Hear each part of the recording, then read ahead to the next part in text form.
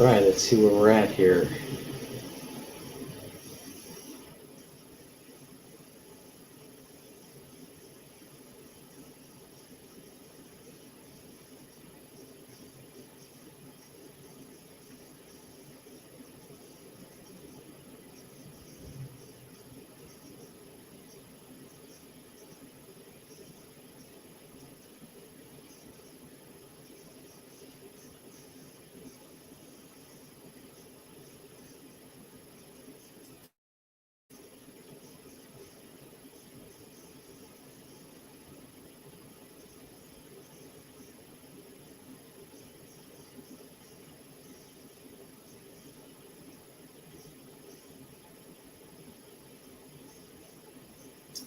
Okay, it looks like we're live, and I'm ready to go if you are.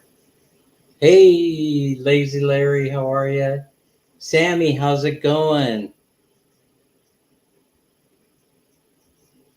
Okay, so Lazy Larry, sure glad you showed up, man. I appreciate it. Okay, fair enough. Sammy, good vibes. Hey, how's my sound? Is my sound quality okay? Give me a thumbs up.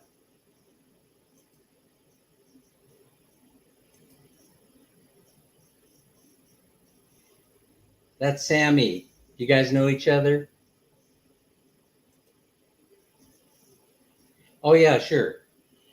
All right, so hey, I just want to come on for an hour or so and start talking about how the Philippines has opened up, and there's a little confusion about all kinds of requirements and those types of things. Of course, you know, the Philippines, they they change their minds often, and so the whole thing is who knows how this thing is going to work out.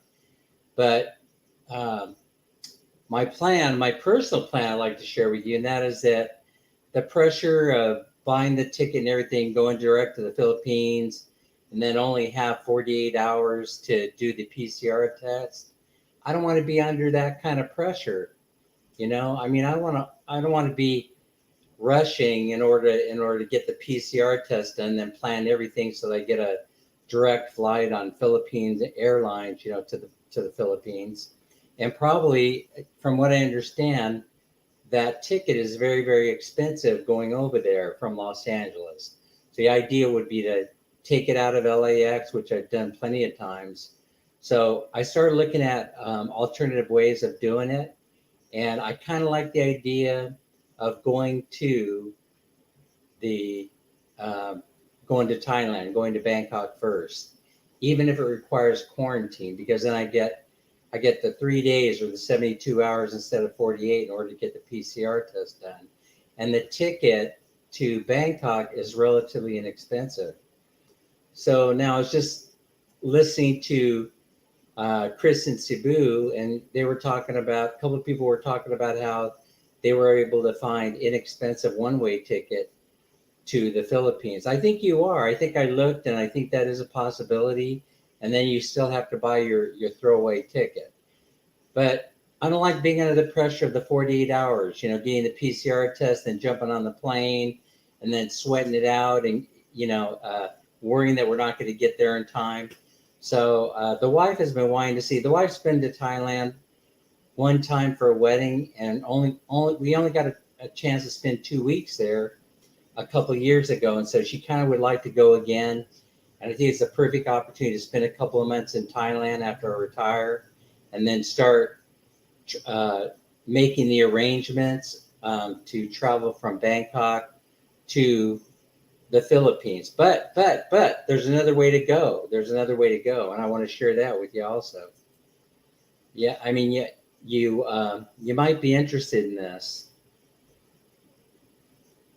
Sammy's a blast to listen to in the live streams and talk to on Messenger on the Facebook. I got to tell you that. So we've become good friends since.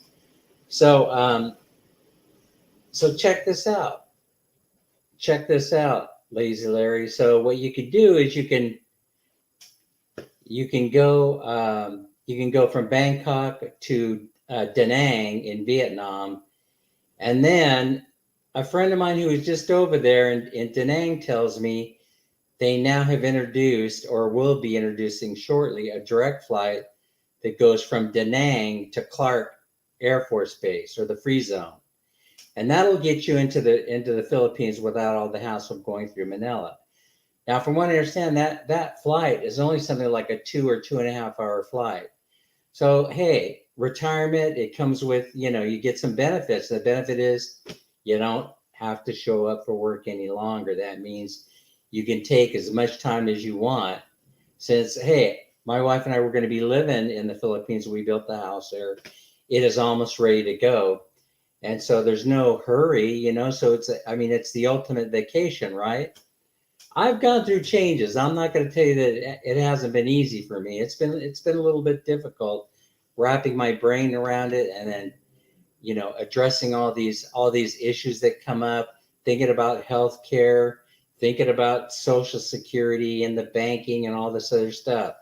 But I sort of I don't have it down in writing, but it's up here as to how I'm going to be handling things to make it, as smooth of a transition as I possibly can, moving here from Sacramento, California to the Philippines. It should work out okay, because after all, I did grow up in LA. I know it very well. I have my mom lives there, and I'll have a chance to spend a little bit of time with my mom also before we head out. And I think that's a pretty neat thing.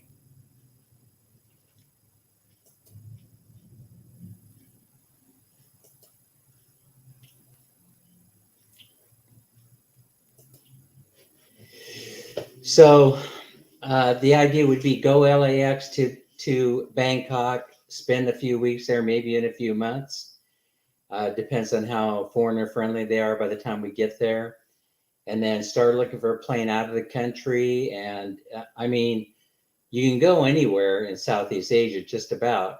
But I was thinking that going to Vietnam, maybe even going to the north and get one of those tours, those bus tours that takes you all over Vietnam and ends up in the south. Hang around Da Nang and drink Vietnamese coffee for a few days. I love it. I love the coffee. And then catch the plane over to Clark, and then from Clark, we'll figure it out from there. But that way, we're not under any kind of pressure to go and get, all the stuff done, the 48 hours and all this other crap that they want you to do. Oh, so what I was mentioning in the text on Chris and Cebu was, so here is the international card here that is from the WHO. You'll notice down there that it has the CDC logo on it. So it tells them that this is a World Health Organization card, Vax card, that was issued or printed by the CDC. So this means it can also work domestically, and it could work internationally. So that's what that card looks like. And so now, from what I understand, I just take this to my healthcare provider. Usually the healthcare providers have like a travel center, and you go there and they transfer the information onto this card. They transfer the information onto the international travel card, and away you go.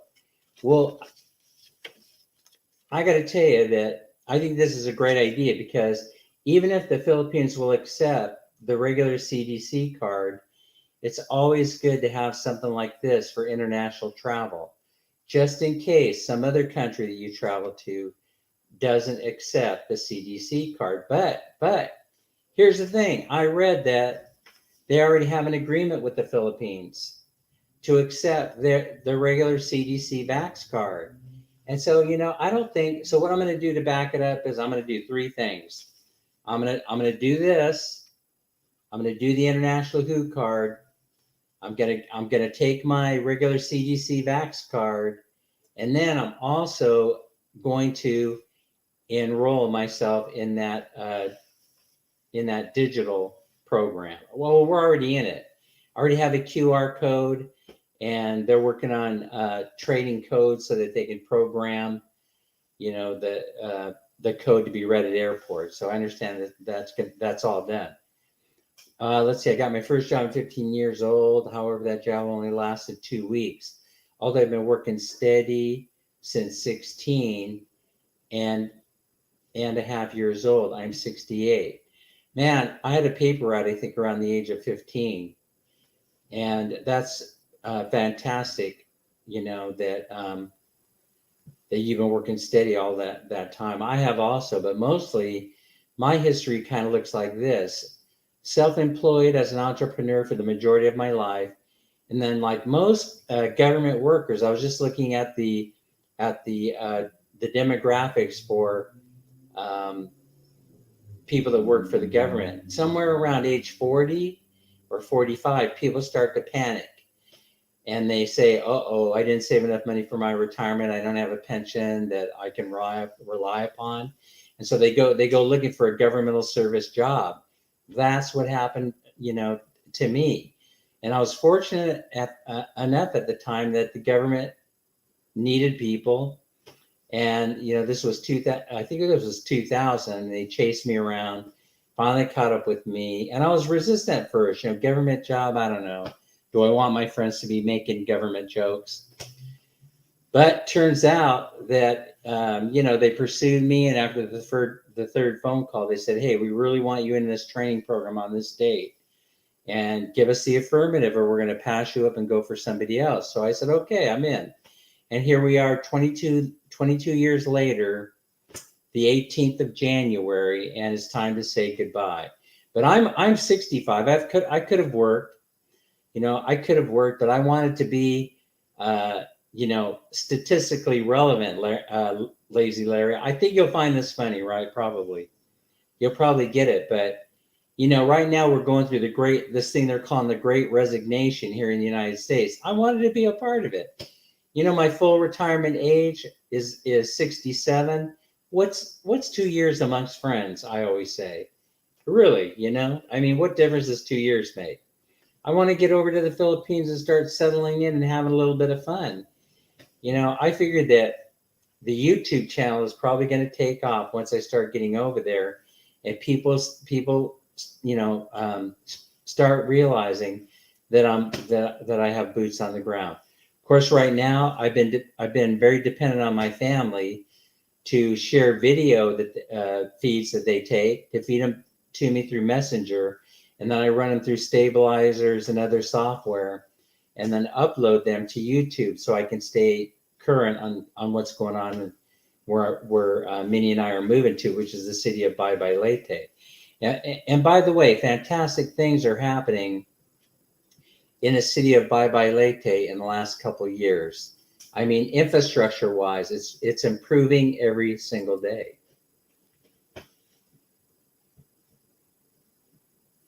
That's right. And so guess what? We have something in common, because I am retiring from the welfare department.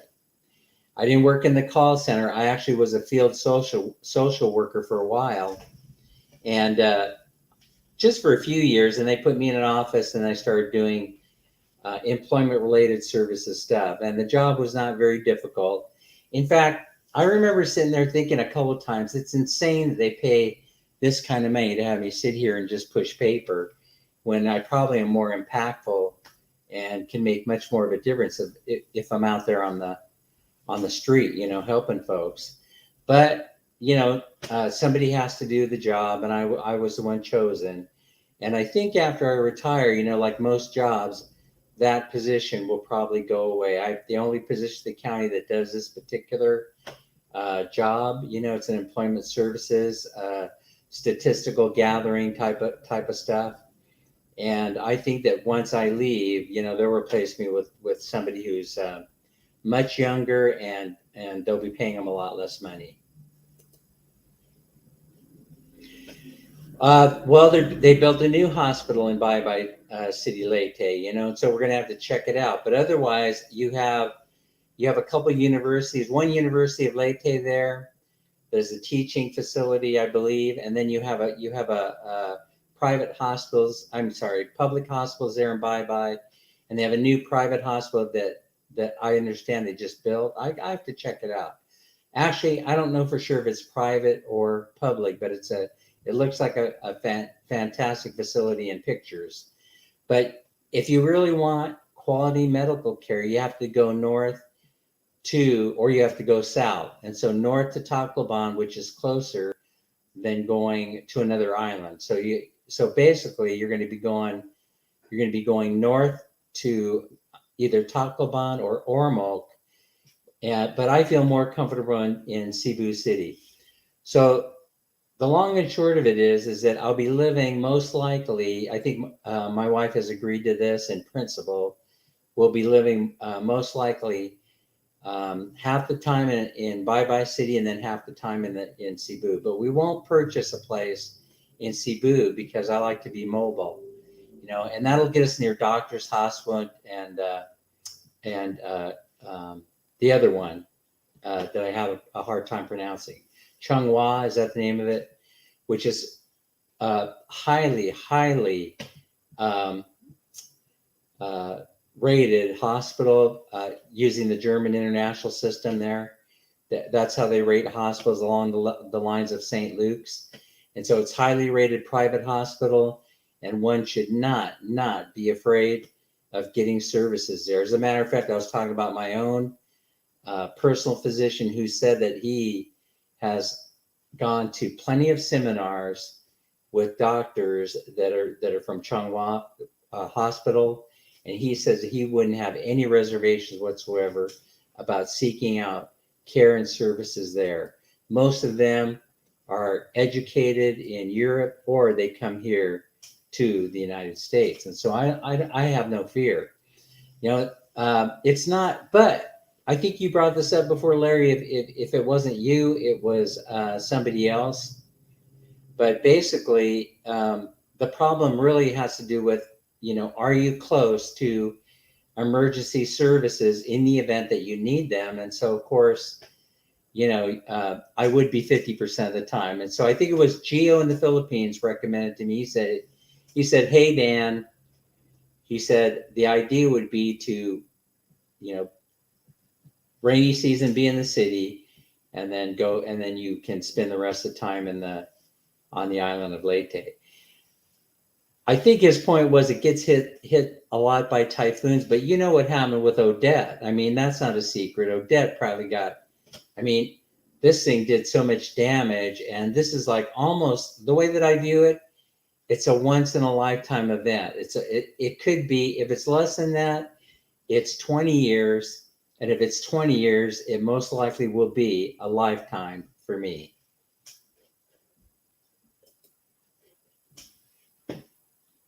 Oh yeah, so Sam is commenting on your video, Lazy Larry. So that's where we're at with it pretty much, So half the time in the city of Bye Bye Leyte, which I love, because hey, you give me a Jolly Bee and a Dunkin' Donuts, and I'm in heaven. I'm easy to please. And plus we have the house there. We built a decent house there. It wasn't anything fancy. It wasn't anything that cost a bunch of money. But thing is, housing is expensive. And so the number one thing you want to take care of is housing. How are you going to house yourself?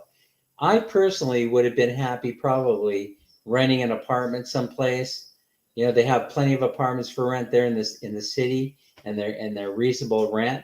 In fact, when we rented a house for our in-laws, it was a Western style house, and I think it was running about $160 per month was the rent plus utilities. Now I know that kind of a deal ain't going to last forever. I know it's probably going to go up over time. As a matter of fact, I got word that once the in-laws left the house and they moved into the house that we built, they raised the rent, another 1,000 pesos per month. But you have to admit, $160 if you're living on a pension of maybe, $1,550 or something like that, it ain't bad. That is the average Social Security check for last year. I know it's going up because the big raise they're giving everybody, the 5.9%. I'll tell you what, it amazes me that we have conversations about this kind of stuff, because I'm thinking that most Filipinos can't relate unless they've been in the United States, they've worked there, or they've been an overseas worker. They can't relate to what we have to go through and what the system is like here. Because as far as the Philippines go, most of them, they work until the day they die, and the children take care of the parents, and then it goes on and on generationally. And that's the Social Security program for the Philippines. So the in-laws are living in the house now, which is fine. There'll be 5 of us living in there. When all is said or done, maybe 6. As far as I'm concerned, it's the more the merrier. It turned out to be a 200 square meter lot, and we built dang near 150 square meter home. So that's big enough for 5 or 6 people. Hey, thank you, Billy. I got to tell you, Billy, I don't understand the game thing. I try and go in there and I look around. You probably have seen me in there a couple times. I think that if you're a gamer, right, you have to be in it to win it and immersed in it. So I'm gonna try and see if I can get the hang of it. I'll have much more time to play around in there once the retirement happens. No, I just moved this year, and I was taking pictures of my new place so I can show my friends and family. I didn't mean to put it on my channel. Okay. And it's okay, Larry. No rude there. It's all good. Yeah, Sammy, you're really forgiving. Really nice guy, really giving person. I just wanted to say that about you. The pictures of my back were taken 10 years ago. Yeah, man, oh man. I'll tell you, if you saw me struggling when I was getting ready to sell my place in Sacramento, it was a little bit embarrassing, revealing that I had 10-foot high grass, and then I discovered a toilet bowl in there. Yeah, a toilet bowl. I had forgotten that I had intended on it was a Home Depot brand spanking new toilet bowl, and I'd forgotten. Maybe I just plain got lazy. I blocked it out. I was going to replace one of the toilets with a modern, elongated toilet, made for big dudes, like me. And I ended up forgetting about it, and the grass grew around it. And then when I was cleaning up, getting ready to sell the house, I discovered the toilet in the brush. I know it's very, very embarrassing. Funny kind of at the same time,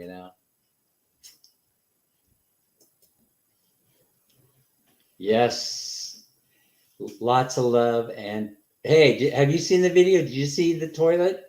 Did you see me with the weed eater trying to get the toilet out of the grass? That was hecka funny. Oh, it hurts a lot and has to be cut out, which made it feel better. Oh, hey, those type of surgeries, including fusing the disc, they do all that in that hospital. And I gotta tell you, if you don't believe me, you can. I know you believe me because I could show you where to go see a video of what Dustin Backpack went through. How he went, consulted with, at the doctor's hospital. He probably went around and got consultations at all the hospitals, and then ended up getting his he was going to have fusion surgery up here with the ruptured disc, but they discovered that they could just take out the what do they call it? The bone spur. They wanted to try that first to see if they can move that nerve away from the bone, and he says they were successful at it. He said it'll never be the same. It'll never be as good as new, but they solved the problem with the pain. Anyway, I know you'll understand this, guys, when I start talking a little bit about the insurance dilemma. So I think I talked a little bit about it last time. You got to pay when you go into Medicare. Lazy Larry, you know how this thing works, and you got to have Part A and Part B, and the Part A is free. Part B, they're taking out of your check, and then I think this year it's going to be $170.10. Well, so you got the insurance. It's basically an 80-20 plan for hospitalization and medical. So you're kind of trapped in that you have to have this insurance going on. You have to keep it in place, even if you're living someplace else in the world. You have to have it. So you don't want to be responsible for that other 20%. So for you folks that are watching from the Philippines, here's what happens. We have this thing called Medicare, and it's government insurance. It's along the lines of Phil Health, where, everybody that turns age 65 gets this government insurance. Well, Phil Health kind of works the same way. I think it's a little bit younger age, right? So you turn a certain age, or you can pay for it, and you get the insurance. Anyway, here's the whole thing. If you mess up and you don't have a supplemental policy, because they only pay 80% most of the time, especially for the serious stuff, if you have a serious thing that's going on, like cancer or something like that, they will pay for 80%. Then you got to pay out of pocket for 20%. Yes, and that's why this is so important. This is so important. The scary part of getting sick is more than just the hospital, in my opinion. It's about how the government will take all your assets in order to pay for that 20% share of costs. That is the thing that bothers me the most. I can find a good hospital somewhere in the world, but it's that 80-20 plan that gets you, because they'll come in, especially you have a young wife like I do, who's 18 years younger than I am. She has a long life to live, and so we don't want anybody coming after our assets. And so I decided I'm going to liquidate them. I'm going to make sure that they don't have access to them by transferring as much money as I can overseas. And if we ever end up back in the United States because I get sick and I have to avail myself to Medicare, there won't be any assets to tap. But so I started looking at supplemental policies, and so to pay the other 20%. And that's where I'm at.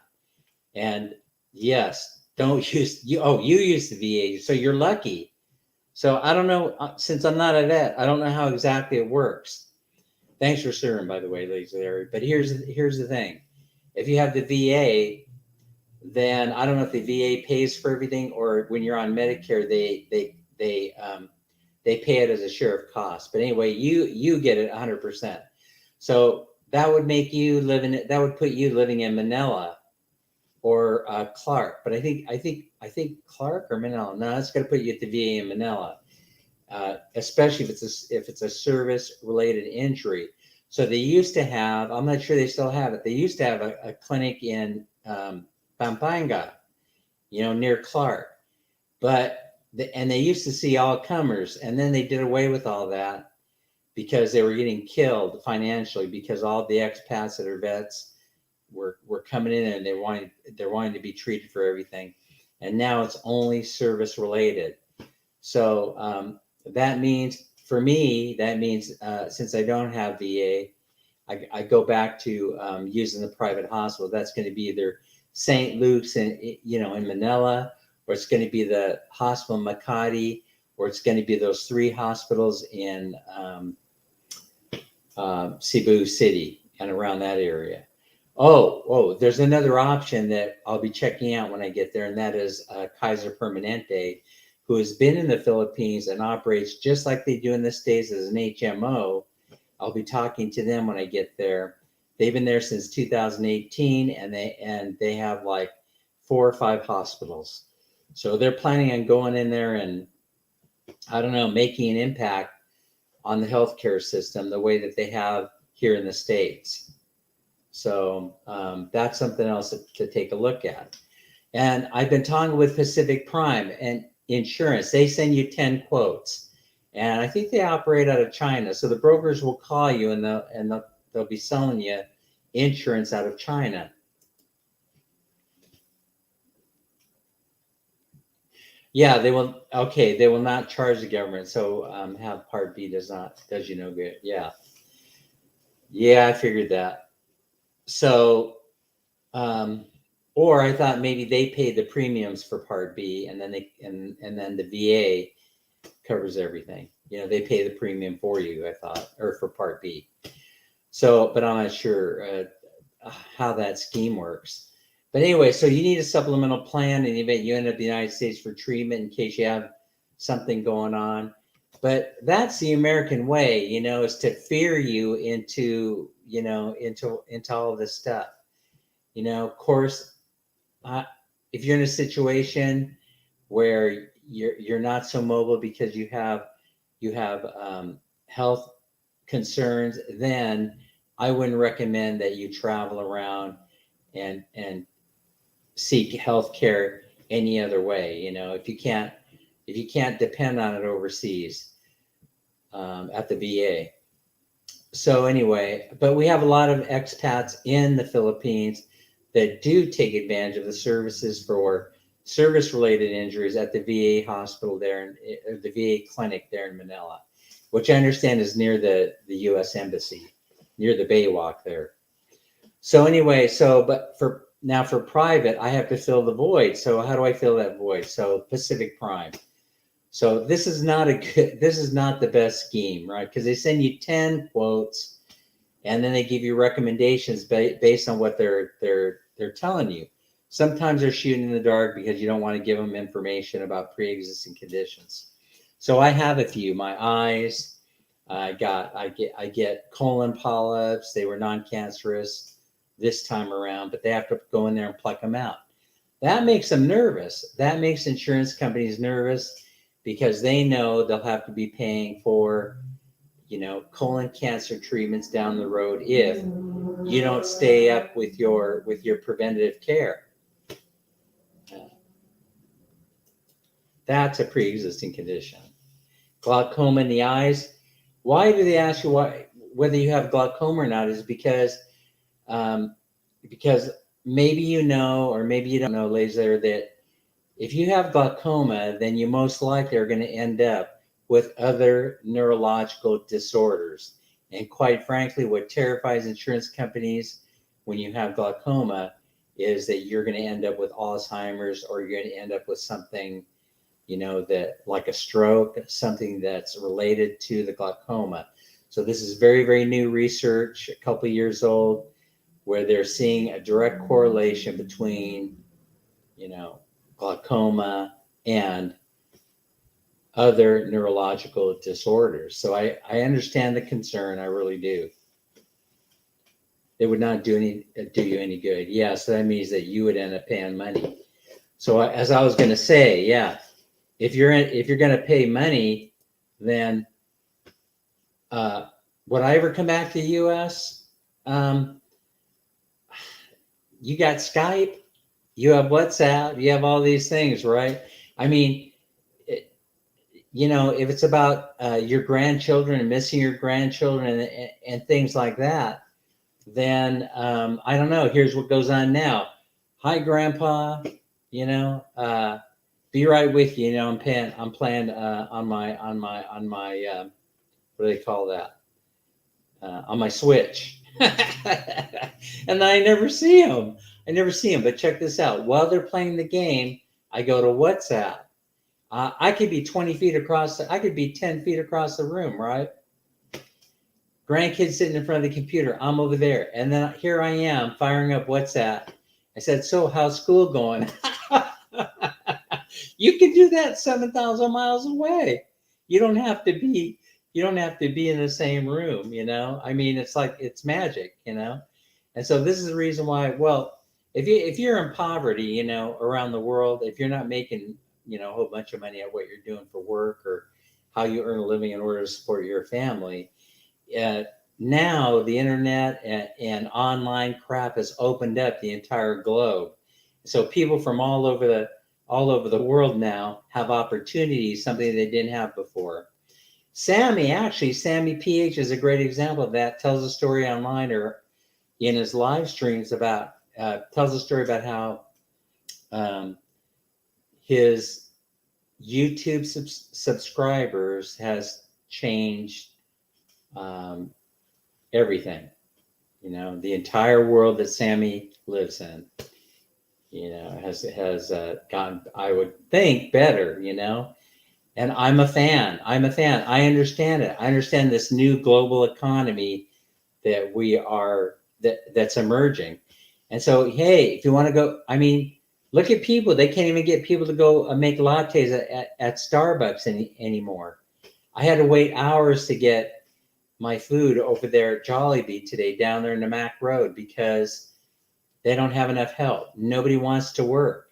No one wants to work. They can make more money sitting in front of the computer, teaching English, playing video games, on social media, doing TikTok, and whatever you want, going on YouTube. They make more money than they're netting working in the Jollibee for the $15 to $18 per hour that they're offering them. And I know for my Filipino subscribers how weird this sounds, that you would take the job, that you would take the job.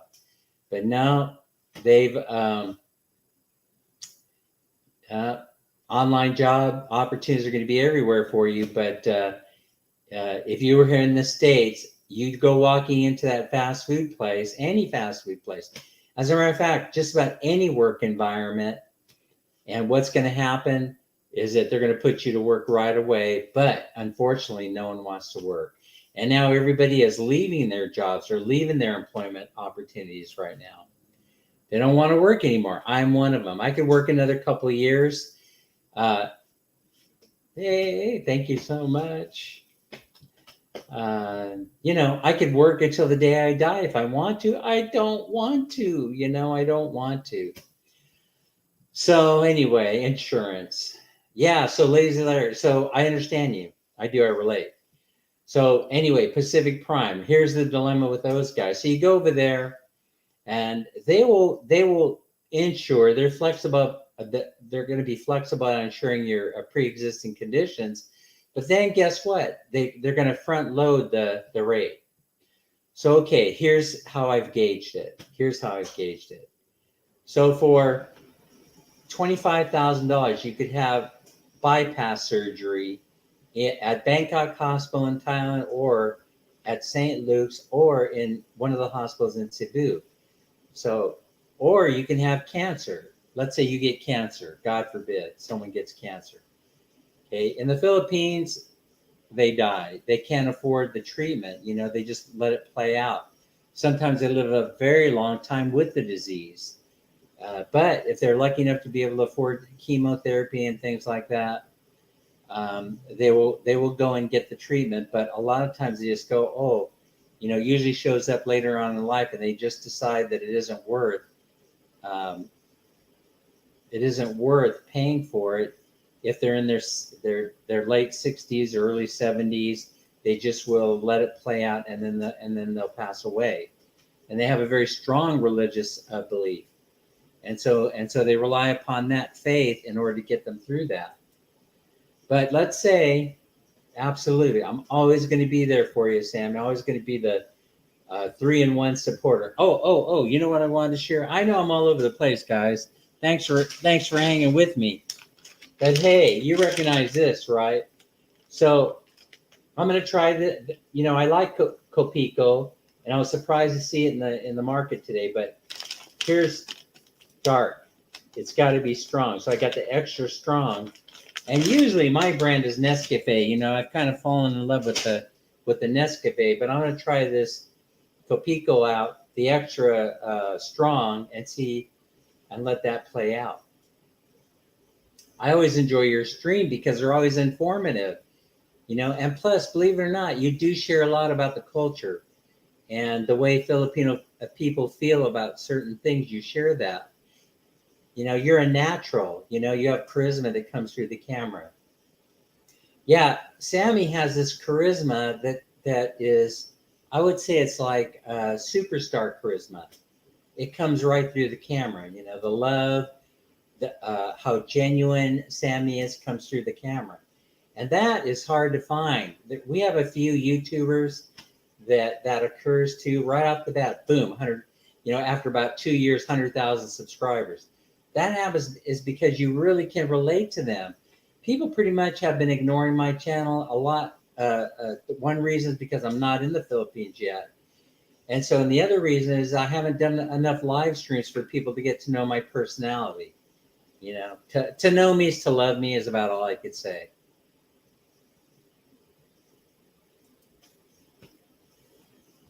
Yeah, it's for fun, but it can be for making money. See, it's okay. See, usually these ventures, they start off because you're doing it for fun. That is the best job in the world to have, right? And so that's what we say in the US. If you love your job, you will never work a day in your life, and that's you, Sammy. Oh yeah. So this is, you drink this, huh? This is your coffee. Okay, we're the same. We already have something in common. Yeah, see, ideally you want black coffee, lazy. I'm the same way. Here's the problem too in the Philippines with black coffee. It's hard to find ground coffee, and so you have to like take your coffee with you. That was one of the things we talked about. What do you bring to the Philippines? When you move, razor blades, uh, Alka-Seltzer.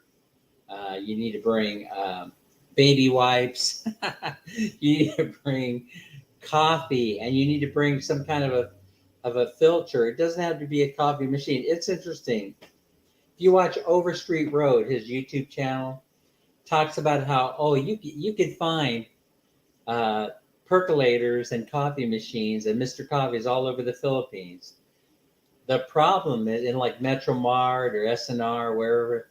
The problem is you can't find the coffee, and so I got used to the instant when I was over there in the Philippines. Sure, you're gonna find me going through the Starbucks drive-through, or or Pete's Coffee or something like that. In the morning, I get a jolt of this first thing, and then I get in the car on the way to work, and that I head for the coffee shop, and I get one 16-ounce Starbucks, and then I'm good to go.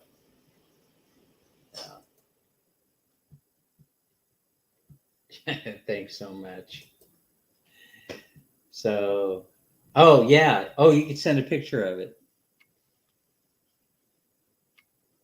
in the messenger. Well, you know what? Here's the thing. When I first started watching Sammy's channel, I wasn't thinking one way or another about it.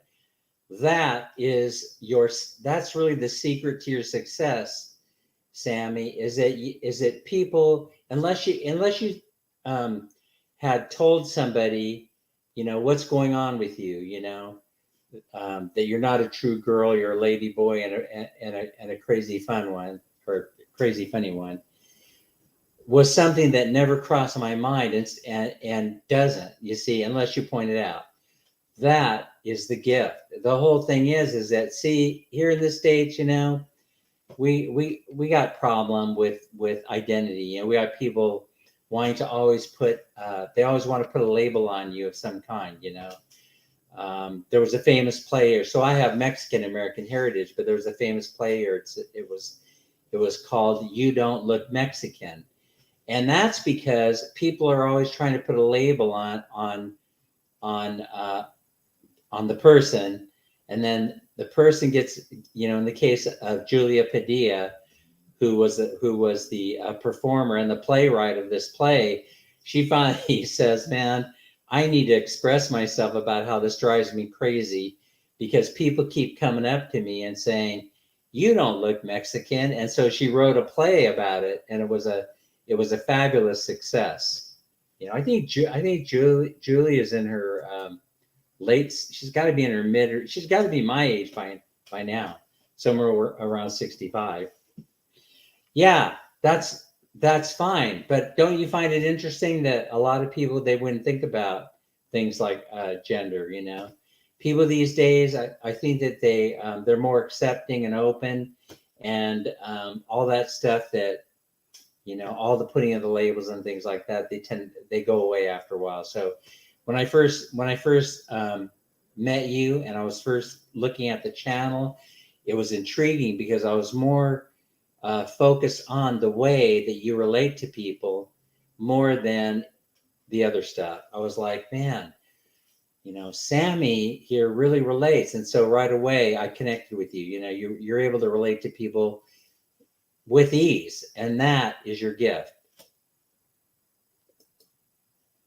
Yeah, I say check it out, because you'll see intriguing cultural things. And by the way, Let's see. The best thing about Sammy will do a live stream and we'll do a video, and Sammy's house is only a few feet from the beach. And so in a couple of the videos or a couple of live streams, I can't remember which ones, you'll see this tremendously beautiful, gorgeous sunset. And when you see it, you just go, I want to be there. I want to be there. You know, I want Sammy's life. That's what you start thinking about. That's what I started thinking about. Uh-oh. Hey, that wasn't supposed to be there. Yeah, they're starting to come in. Take them out. Take them out for me, Sammy. Yeah, I like the blue dress. No, I'm not sure I've ever seen you in the blue dress. I'll be honest with you about that.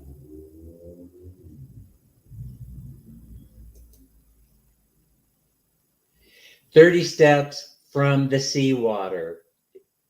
What? That is amazing. It is $1 million view. See, that is the whole thing that's so impressive about the Philippines. It's not going to be like that forever. I guarantee you it will not. It will not.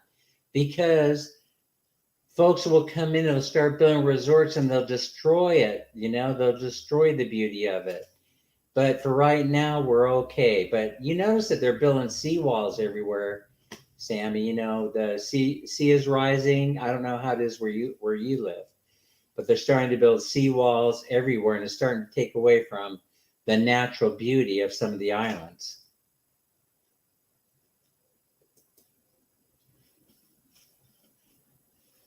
Yeah, okay, you're a city boy, but that's where Cebu comes in. I love it. Okay, I talk about this often. This is where Bangkok comes in too, Lazy Larry. So, being a city boy. So I've had this fantasy for a long time. I go to San Francisco, I find the highest high rise that I could possibly find, and I go rent the penthouse suite. And except the penthouse suite costs $30,000 a month in order to maintain. 30,000 US dollars. So the second best bet is okay, I'll find a place somewhere in the middle. It won't be a penthouse. What it turns out to be is a studio apartment overlooking San Francisco Bay, right? But the studio apartment is still going to set you back somewhere between, I don't know, 10 and 15,000 American dollars. Would you like to live that life where you come down from the 15th floor or so and the doors open up and you're standing in the sitting area of Bo's coffee shop? You're standing in the seating area of Starbucks. You're standing in the seating area of your most favorite restaurant. That's the life that I like. I'm a little bit country and I'm a little bit rock and roll, so I could totally relate. And so here's the thing. That happened to me in those twin towers at Robinson's in Ermita. So I go rent the place at Airbnb. I end up on the 15th floor or so, or a little bit higher. Come downstairs, and once they got to know me, when those doors opened up, they were standing there handing me my Starbucks coffee and saying hello to me every single morning for the week that I was there. And so you can replicate that. Take my word for it. You can replicate it in a city such as Bangkok. You can get that apartment in San Francisco, only it's going to be in Bangkok overlooking the river. And that apartment is only going to set you back about 1,000 American dollars per month. And you will not believe the kind of life that you're going to be able to live. And the same holds true for that BCG or Makati and some of the other high-end areas. You'll pay between $1,000 and $1,500, but you will be living in the lap of luxury. And I love that city life. Oh yeah, I'll visit you. You know that you're not that far. You're an island over or something like that. Aren't you in Negros somewhere? Are you in Negros Oriental? Are you in the north or the south?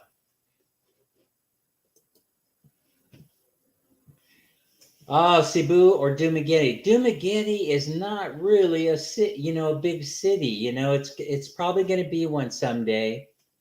But I like Cebu. I like the Ayala area of Cebu because it's affordable and it has everything you want within walking distance. I don't like to pay for cabs or take trikes or jeeps.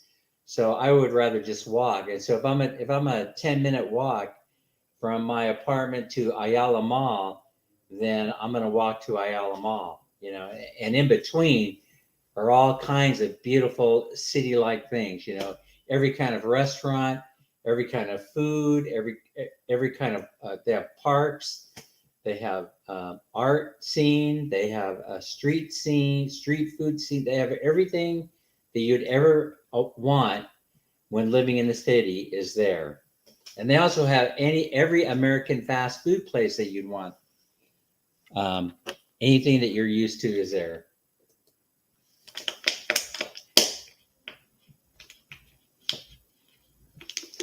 Oh, see, I didn't know you were there. Are you in Valencia, Sammy? I had no idea that you were near Dumaguete.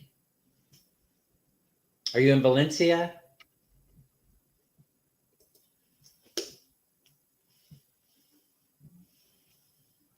Oh yeah, take care of your mom. Take care of your mom, absolutely.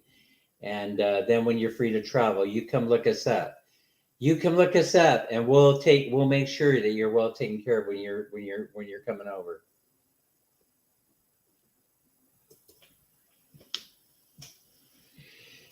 Absolutely. Yeah. So Larry, in your case about the health issue, Cebu is where you want to be.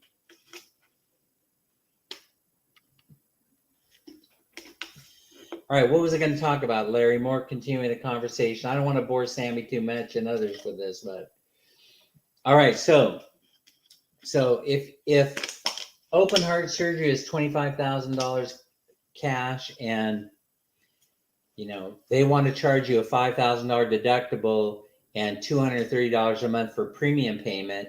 So we do the math, right? And what do we come up with? We come up with something like $7,500 per year for the deductible and the premium payment every month, which means that they're only covering you and they don't want to cover any pre-existing conditions. They only want to they only want to cover stuff that you've never had any kind of problem with systemically. You never had a problem with. So whatever it is that they cover you for, um, they're not going to lose any money because it's going to. I mean, $25,000 would be the line for, ongoing chemotherapy, cancer treatment, open heart surgery. That's going to cover all kinds of stuff. And so you're giving them $7,500 per year in the form of a deductible payment should you need to use it. First 5,000 is yours, and the premium payments $2,400. So I'm going to guess, Larry, that you're pretty good at math, and you could figure out that it would only take you 3 years in order to save the money based on what I just explained in order to self-insure. And then you'd have to have a go-to, and so you would need that money, and you need maybe $25,000 is what I'm saying, in order to back you up to handle all the medical expenses, and then, um, you know, if you want to feel more comfortable than that, then you would add another 25 behind it, in order to, to guarantee that if anything, incredibly serious happened to you, you'd have the money to pay for it. And so that's why I'm thinking that medical should not, in my case, it should not stand in my way. It shouldn't stand in my way, even though I have pre-existing conditions such as glaucoma.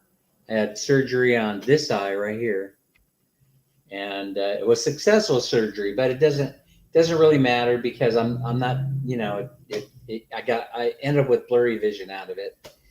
And so, okay, so they prevented me from going blind, but I'll have to seek, I have to have semi-annual visits to the ophthalmologist. Once I get there in Cebu, I'll be establishing myself with an ophthalmologist, and we'll be doing pressure checks and things like that of the eyes.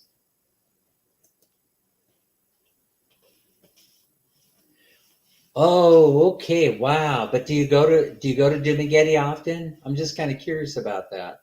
Or do you venture into Dumaguete, or is there a reason to go there? Because they have what? They have a great university there, and they also have from what I understand, a very nice hospital there that will take care of any expat or any Filipino that goes walking in there. They could afford their services. They have good ER services, from what I understand, and that's kind of what you need when you're heading over to the Philippines. Oh, hey, Sam, if I could, I would share this with you, right? So I don't know if does this look familiar to you? So this is it called Hopia Baboy? Is that what this is? Hopia Baboy. So this has pork inside of it. It's like a pastry with pork. I picked that up today. I'm going to eat that in a minute. And then I have this. What do you call this one right here? What do you call this? See, it has this. Is that sweet potato on the inside? I'm not sure. I love these. These are very, very tasty. So I got that. And let's see. I got this thing that looks kind of like Filipino tamale. I'm not sure exactly what this is called. Suman Malakit. How do you say this one? Right here. Looks like a tamale. See, I'm a tamale kind of guy. I'm a tamale eating kind of guy. So that's going to be kind of those are kind of like snacks, aren't they? Oh, okay. That's good. Dumaguete, I guess it's an okay place because that's where it's becoming like the number one place for Filipinos to gravitate to. And I understand that, or for American expats and other Westerners. But I understand that the women, the Filipinos, also know. That's what I wanted to say. The Filipinos also know that their chances increase if they go where the expat foreigners are, and that's going to be Dumaguete, and of course Angeles City or Clark, Manila, in that Ermita area by the embassy, and a few other places where Westerners hang out. Yes, that's right.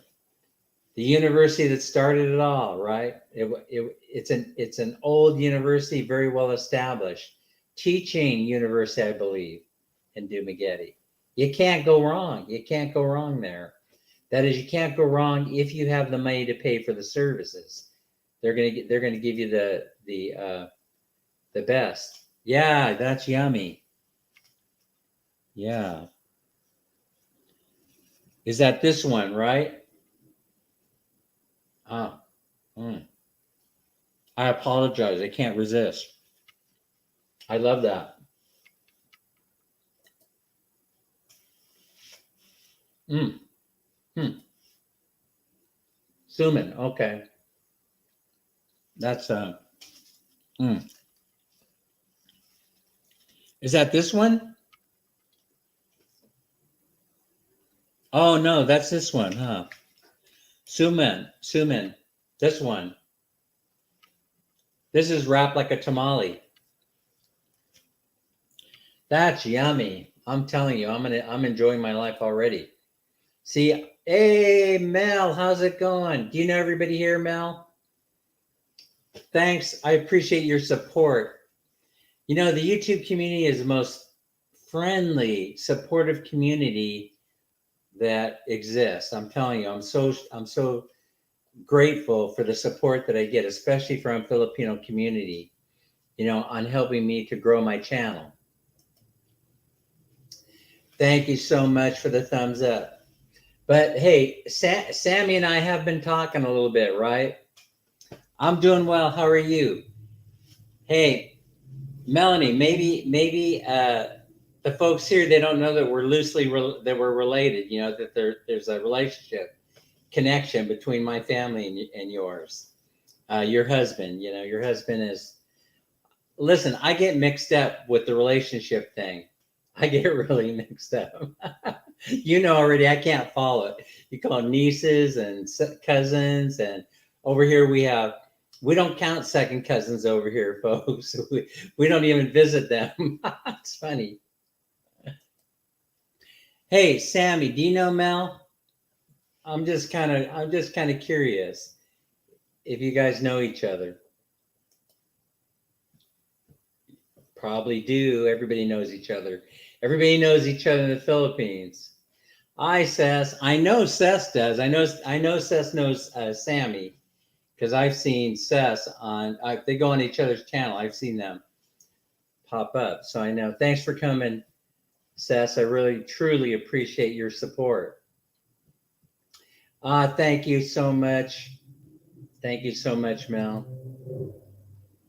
Yay! I really appreciate it. I was thinking about it. I was saying, I wonder if Sess is going to show up. Maybe. Yeah. I think that I'll figure this whole YouTube thing out one day, and then I'll be able to grow this channel. I still think it's going to happen after I get over to the Philippines. I start doing walk and talks and things like that. Yeah, in case you guys don't know, Lazy Larry is in the house. Lazy Larry is a very supportive YouTuber. I think we started knowing about each other when we showed up on Chris and Sabu's live stream. If you guys haven't been on Chris and Sabu, you might want to check them out. They could talk about pretty provocative things at times.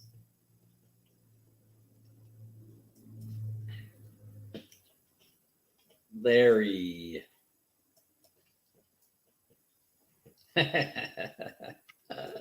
Yeah. The YouTube community, maybe it's, it seems like it's intimidating to me, but then I start getting on here and then I see that everybody kind of is comfortable with each other like a great big family. And that puts a smile on my face. Yeah. I got to tell you, the thing that about Sess that's impressive, Sess, I hope you don't mind me talking about this. I mean, I've been watching, I've been following you for a long time, longer than you knew I existed, I'm sure. But thing is, it is the influence that everyone had after Odette struck, and how everybody sort of started going to work and they started helping out as much as they possibly could. And that was very, very impressive that the influencers on YouTube felt as though they had a personal responsibility in order to help provide for those that got their places damaged and who needed food and those types of things during Odette. I mean, Odette was very, very unexpected. I mean, almost like a once in a lifetime event is the way that I viewed Odette. But interestingly enough, thing about Odette is that I wonder why some parts of the Philippines got damaged so heavily while other parts escaped it. Like for example, Bye Bye Leyte, there was minimal damage in Bye Bye City Leyte, but yet if you went to the south and then you went to the north of the island, they got hit pretty hard. I mean, Ormo came out okay. Ormo came out okay, but everybody's always talking about how the typhoons just come in and they just slam Leyte almost every rainy season. But that they do frequently have typhoons there, but not the kind of damage that Odette had on Southern Leyte and then different parts.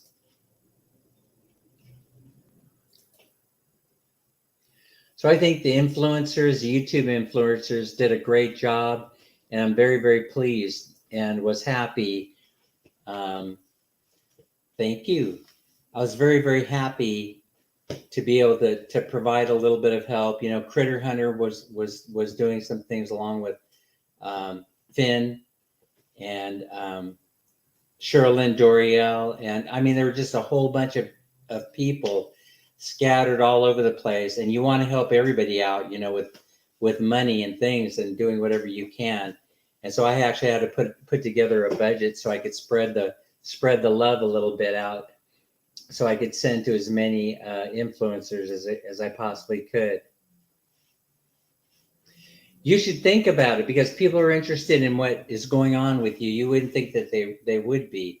But I think what started this whole thing, listen, I haven't been on YouTube very long, but, you know, reality TV became very popular. And now, of course, I spend probably, it was very, very popular on American TV and also in Europe. And I think Philippines had their own version of that sort of a reality TV thing, and then the audiences came and came and came. And YouTube has been here for a long time, but when people started realizing they wanted to see what was going on in people's lives, that they found some things to be very interesting, a little bit voyeuristic in the beginning, you know, then it makes perfectly good sense that it actually had value, you know, to people. Sunday, it's Saturday night and Sunday in the Philippines, I would guess. Saturday night here in Sacramento, California. Larry, it's all okay. Subscribe your channel, by the way. Oh yeah, subscribe, and you'll know how many people out there, Larry, that are caring about you. Yeah, that's the whole thing. It is priceless. That's the thing, Seth.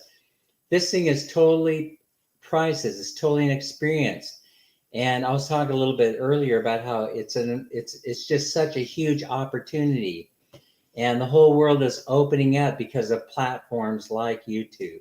The whole world is opening up, and we're going through cultural changes because of it. Of course, I don't know, Seth. Maybe one day you'll end up in the U.S. And then I guarantee you'll want to go back home. You'll come here and you'll go, oh man, this place is crazy. There you go. You have another subscriber there connected to your channel, or she said she already was connected there. Yeah, I think so. Yeah, that would be interesting. I've often wondered when on Chris and Cebu, you know, when I'm watching that and said Lazy Larry's coming on, I always wonder, how did he get this name? Because he doesn't look like he's lazy. He's been working since he was 15. So that's the thing about that.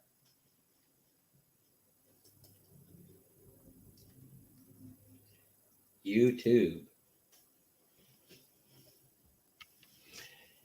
Yeah, so Chris, yeah, it's really interesting how people gather, kind of like it's like a community forum, you know, for people to air, you know, it's almost like a Seinfeld show, you know.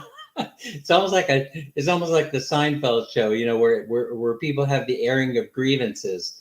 But sometimes it can get out of hand a little bit, but pretty much everybody's very polite when expressing their opinions about world events. They tend to do it all in good fun. You know, it's all in good fun, even though some of the topics that do come up can be pretty serious. Like today, them talking about the February 10th reopening date, what everybody needs, and they got into a little skirmish about this card. You know, do you need the international card? Here it is, right here, or can you bring the card in from your country?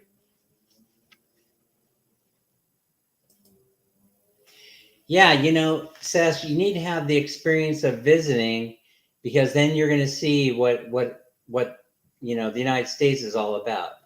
They refer to people who live in the United States as people who live in the West.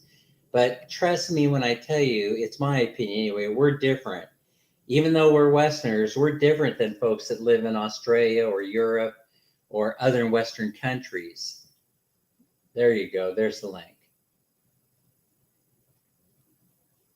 Thank you, Sammy.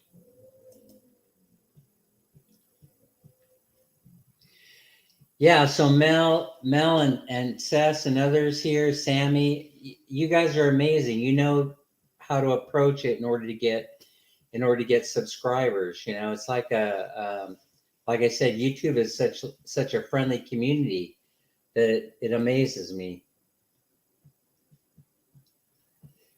Yes, it's slowly but surely, and you do have to have faith, and you have to have a vision. And oh, by the way, Seth, I really enjoyed when you were opening those YouTube check. When you did the video and you were opening the check, I was like laughing. I was going, oh, does she know how those check work? You know how you have to rip along the perforated lines, or else you're gonna actually tear the check. I was laughing. I thought it was so funny. Yeah, why lazy Larry? We know he's not lazy, Seth. Everybody knows he's not lazy.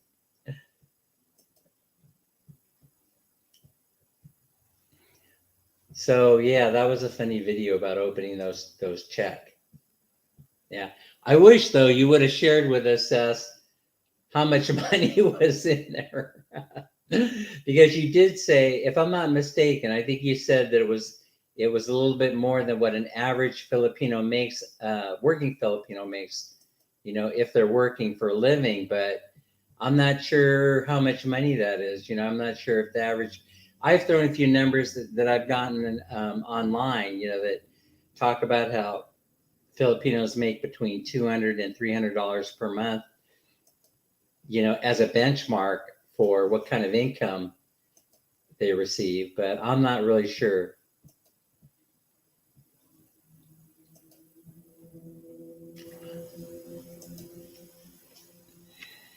Okay, so 14 minus 14 here. We're living in Albany.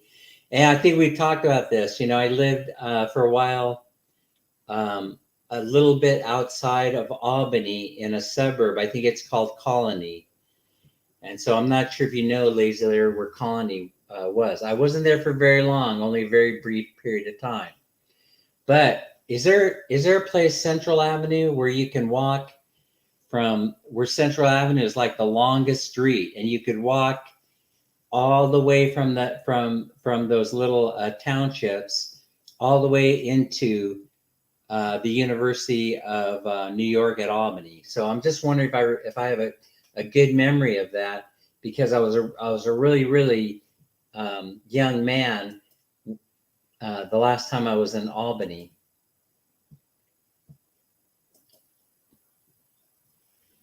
I think I was 18 years old or 19 years old when I lived in Albany, and I worked at the Dunkin' Donuts off of Central Avenue, if I'm not mistaken. That's why I'm always talking about Dunkin' Donuts, is because it's a fabulous memory for me.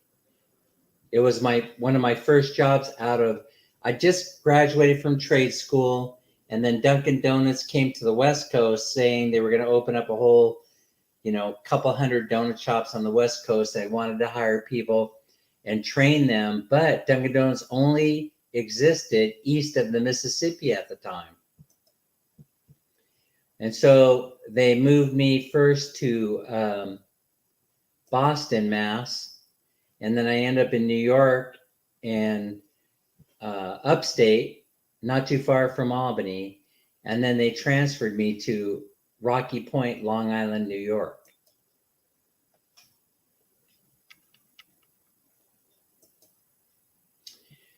(29°C), isn't that like, don't you go like 2.2 for Celsius to Fahrenheit, or is it something like 3 times 3? So that must mean it's somewhere between 90 and 100 degrees. Very, very hot. I'm looking forward to it. Okay, okay, water. So I'm not sure exactly where that is. I'd have to look on a map later to see where it's at.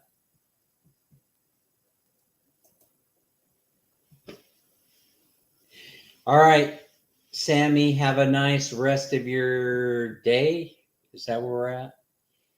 And we will see you all later. So I think actually I was just thinking, how long have I been going? I think I've covered a lot of topics. We were talking about the Philippines opening up, and I was suggesting that, hey, how are you, Deborah? I saw you around the YouTube communities today. Good morning. Thanks for connecting. I really truly appreciate it. And I really appreciate the way you've been helping out by sharing the links and sharing on Facebook. Latham. Okay. Did I say that right, Latham? And now that you've been living in Albany, I don't know if you're originally from New York, but are you developing some kind of an accent, Lazy Larry? I'm curious about that. Hi, we've got everybody here today. I'm very, very impressed, Deborah. Happy Sunday to everyone. There's Mel. Mel is like a cheerleader. Sammy and Mel are like cheerleaders for me. I love them. I love both of them. Good vibes. And thanks so much, Deborah, for stopping by. We truly appreciate it. Latham, okay. So, Central Avenue. So, during the springtime or summer, I can't remember what it was, but I walked all the way down to University of New York at Albany, and that is a beautiful campus. That actually inspired me to return back to school and then finish my bachelor's and master's degree, because once I got on campus and I started seeing the camaraderie, it made me want to go back to school again. So I spent I think I spent a year or 2 years at Dunkin' Donuts. Then I headed back to California, and I ended up back in school, and it turned out to be a very, very good move. Oh, thanks so much for saying that. Sometimes I just think that I'm just, you know, I have, you know, periods of genius, moments of genius, followed by scattered, comments about different things. And sometimes I think like they'll be able to put it together out there what I'm trying to say. It can be very nerve wracking if you're not used to doing live stream.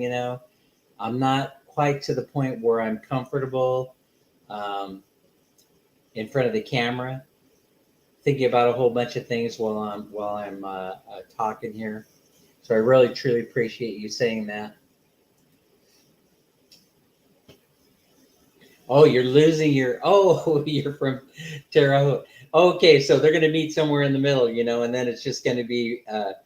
It'll probably end up being Midwestern or California English. No, you already have a.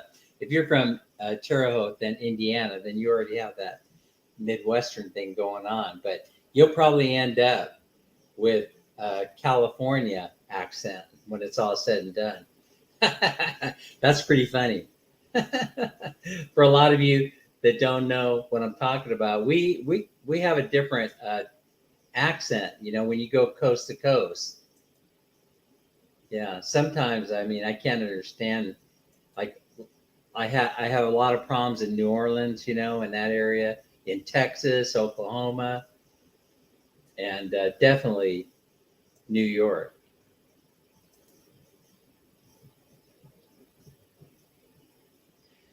Okay, so you're like Lazy Larry. You like the city. So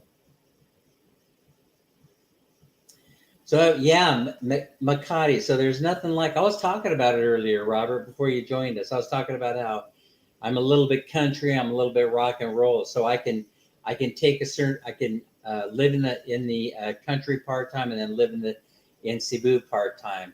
And so Makati is, a fantastic area if you could afford to live in there, and it reminds me of, I always get them mixed up anyway because they're so similar, in terms of what they offer between Makati and then what we have going on in Cebu in business IT park area, which is near Ayala Mall, and so I love both areas, but they're very similar to me. They're Makati. I think I've talked about it once or twice. It kind of reminds me of Century City, Los Angeles, that kind of area. And the one beautiful thing about living there, is, of course, you could live this metropolitan lifestyle and can totally afford it. But sometimes I'll say Makati, I'm actually talking about that IT park, and then I'll mix them up again. Hi, how you doing? Hey, is it Sash? Sai? And are you related to the rich and famous Sai family? I'm just curious about that. Hey, thanks so much for stopping by. I truly appreciate it. I know I've seen you on. I know I'm subscribed to your channel. How about that?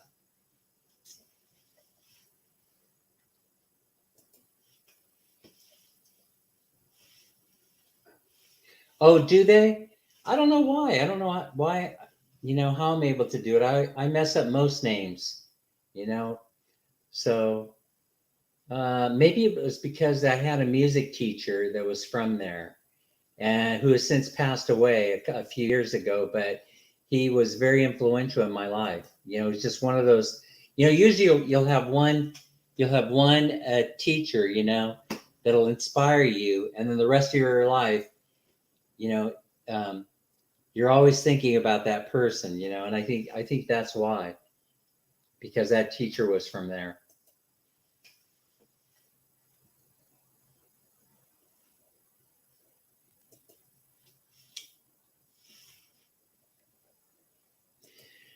I did want to talk about something, and I'm trying to think of what it was. Oh, yeah.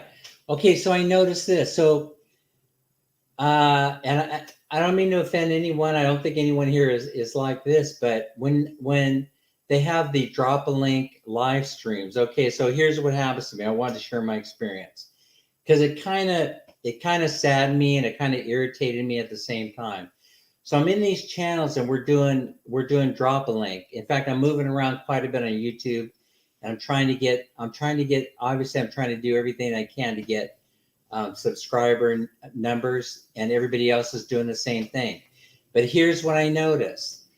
They subscribe to my channel and then they drop the link the next morning. By the next morning, they drop the link. I don't do that. Once I join, I understand the purpose of joining, that they want to increase the numbers. They want to increase their their ad revenue. Everybody has a different motivation for why they want to increase. They want to monetize. But man, there was one night I was going like a mad demon. I was all over YouTube, going into the drop a link live streams, and then maybe one or two of you saw what was going on, where I built my subscription base by about 15 or 20 people, and I was so happy. And then the very next morning, everybody had dropped their link. Now I know Sammy was telling me, you go into your YouTube studio and you start looking, you could see who dropped the link later on. But listen, I'm a lover, not a fighter. I don't have time. Thanks so much, Seth, for connecting with Larry. It's truly appreciated.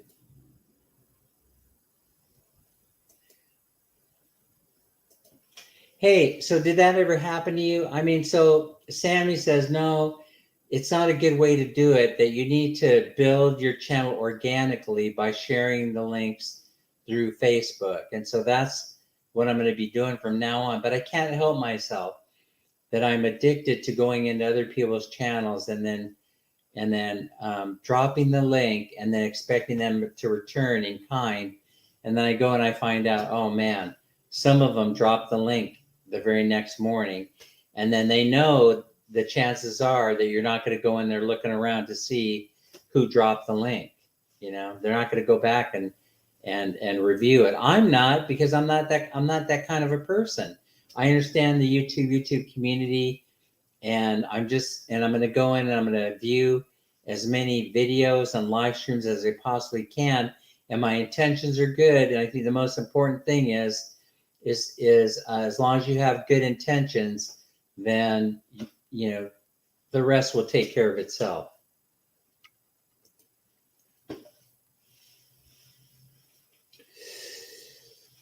So I did want to get that off my chest anyway, because it was bugging me. But I suppose that Sammy has the right idea, you know, about that, and that is to let it grow organically.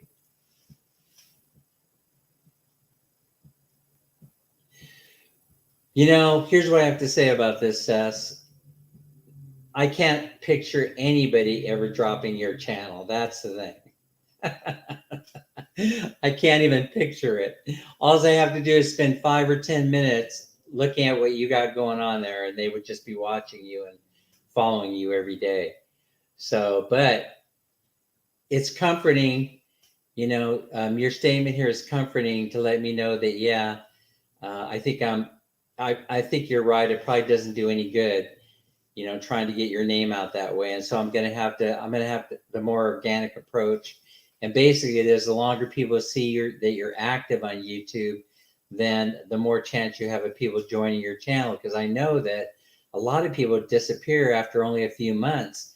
And I don't understand that, because really it's a matter of visibility, you know, letting people know that you're out there. And then once they find you, then they find interesting things out that they want to learn about you. Yeah, you know, you're gonna. I mean, there's some great channels out there. You know, I just absolutely love. The ones that I love may not be the ones that interest you. You know, but since we're approaching retirement, or we are retired, you know, the ones that are related to that are the ones that interest me the most. I mean, I gravitated like that to that channel that's called Retired Working for You.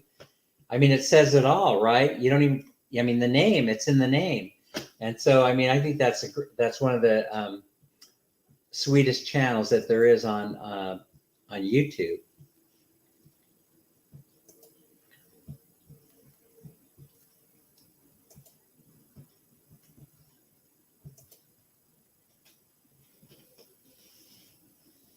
Yeah, I think that's the way. Yeah, I think that, like I said, I think that you do have to be a little bit creative. You know, that's the thing. You do have to have some. I think that people really enjoy Seth's. I think you hit the sweet spot on some of your videos and your live streams. I think that you have tapped into the sweet spot, and that people, well, they not only want to know what's going on in your own personal relationship, you know, but they also want to see, they want to be able to live, you know, life through your eyes. And so when you were hiking today and you were going and showing the, you know, the lake and the area around it, I mean, it's like you're there, you know. And the people that are 7,000 miles away, like I am, they just want to be able to live the dream and then see it through your eyes. And that's why people love your channel so much, and others. You know, it's because you've hit that sweet spot, and people want to tune in to see what's going on. And plus, we know what your dream is. You know, we know what your aspirations are, because they're clear. You know, you give us hints. Sometimes they're direct, and sometimes they're indirect in each live stream and video that you do. And so people, they start getting to know your personality. You know, I know it can be nerve-wracking, you know, in that you might get people making a little bit more personal comments to you than you would like to read, you know, because they think that you're their best friend. I think the key to that is that you have to sort of treat them, you know, as though they kind of are your best friend, because they've given their time in order to watch your channel. But I've had a few interesting things happen that have made me kind of nervous, in when responding to comments and things that people leave. And so I realized I wasn't doing a really, really good job of presenting myself, as to who I really am, what kind of a person I am. So here in where I live, I'm kind of looked upon as being kind of not such a nice guy, kind of, and it's because they say I have a mean looking face, and so people are afraid of me. So I just have to keep a smile on my face most of the time, but it's hard to do. I'm a happy person, but I don't constantly walk around with a smile on my face and say hello and how are you and good morning and things like that. My wife has told me that when we get to the Philippines, that I'm going to have to get used to, saying hello and being nice to people and things like that, because it's part of the culture. And where I haven't been projecting that before, I need to work on projecting that in the future. I believe her, of course, because I've been to the Philippines a lot, and I know that it is a culture of hope, and so and people are very, very nice and very, very giving of their time and themselves. I will stay home because it's too cold to go anywhere. Cold? Yay! Yeah. Party music. Man, oh man, I hope to see you there too. I mean, your enthusiasm inspires me. Yeah, I mean, it does. I mean, you're one that transferred that enthusiasm for life, and heck yeah, I would hook up in the Philippines with you. That's for sure. Yeah.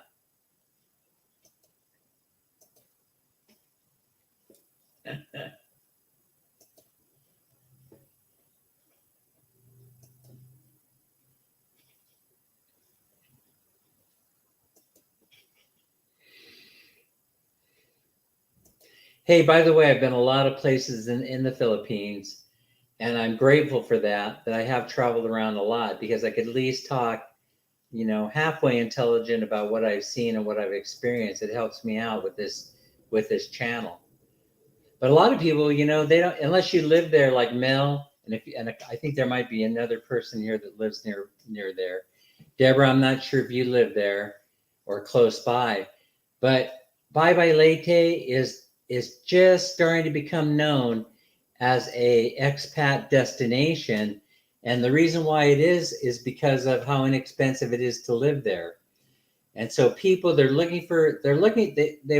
want the cost of living in the province, but they want to make sure it has enough, infrastructure and amenities in order to survive and thrive there. Of course, we know that Ormoc does. I mean, Ormoc is just like has great infrastructure, and it's been that way for a long time. But Bye Bye has been a little bit behind, and now they're gearing up. They're starting to improve everything there: electricity, high-speed internet, the roadways. I mean, I saw in one of the videos that Coach Mav sent. I actually saw that they put in crosswalks, and I'm not sure that they have street lights there, but I mean crosswalks, and cars were actually stopping, and trikes and stuff were stopping so people could cross the street. I was totally blown away by seeing that.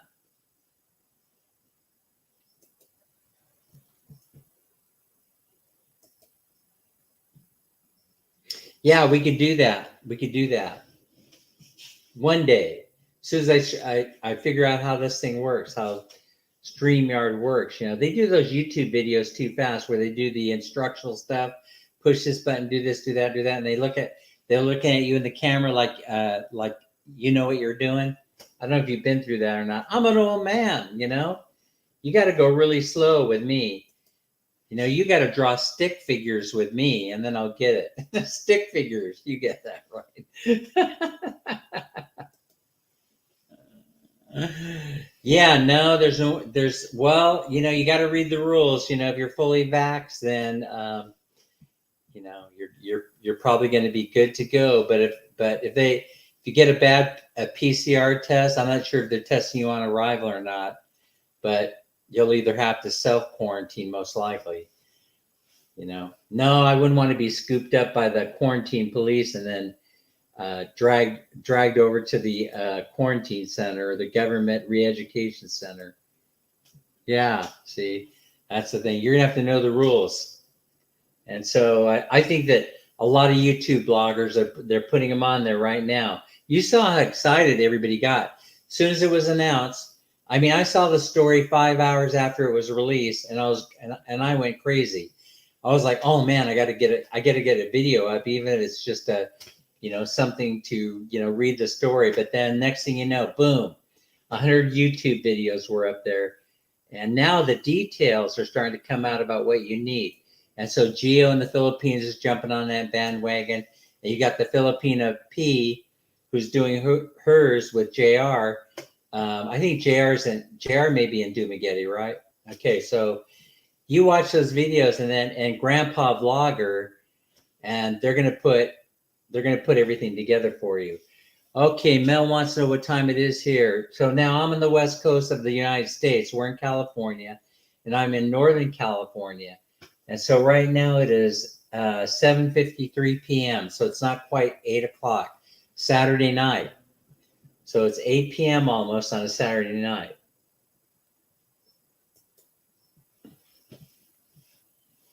Yeah, we will. Of course, we're relative. We have to meet, right? Of course. Of course we're going to meet. Oh, Cavite. I like that area.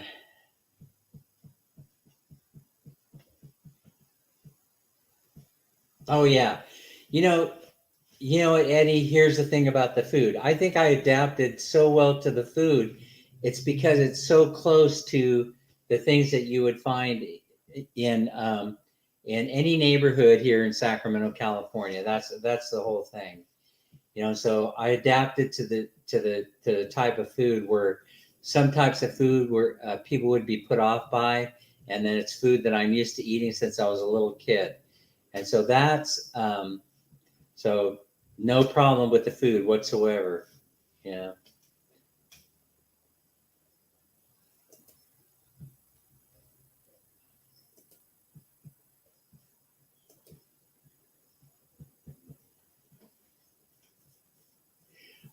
It you know it mm, it's different. It is different. Some foods are, but I got to tell you, you can find anything that you're used to eating, but at what price? That's the whole thing. A lot of people grow their own food here, as you probably know that. In Cavite, though, that's the city. I mean, that's just what 20 minutes or so, or 20 to 30 minutes outside of Manila, and you're going to be going to the supermarket for your food, and so you'll just have to get used to. I like shopping at the wet markets and the public markets, but I could see myself going into SNR or Metro Mart or something like that in order to get something that I really had a craving for that I can't find, anywhere else. But I do like the wet markets of the Philippines. I'm not a keen fan of butchering my own pig. I just got to say that I'll let somebody else do that. I'll buy the pig. I don't mind buying the pig and having them butcher them up, right? But I probably won't be doing it myself. People that hunt, that are used to hunting, and I'm not a hunter, they're used to eating their own. They're used to eating their own food. Once they kill it, they eat it. Them are the rules, right? Otherwise, don't kill it. So some foods, no, it's not like it used to be. You can get almost anything. When I first started traveling the Philippines many, many years ago, yes, you were correct in that certain foods were hard to find. But you can find them anywhere these days. Anywhere. Yeah. Listen, go to the Mall of Asia if you can't find them anywhere. You'll find everything there. Every fast food joint in the West is there in the Mall of Asia.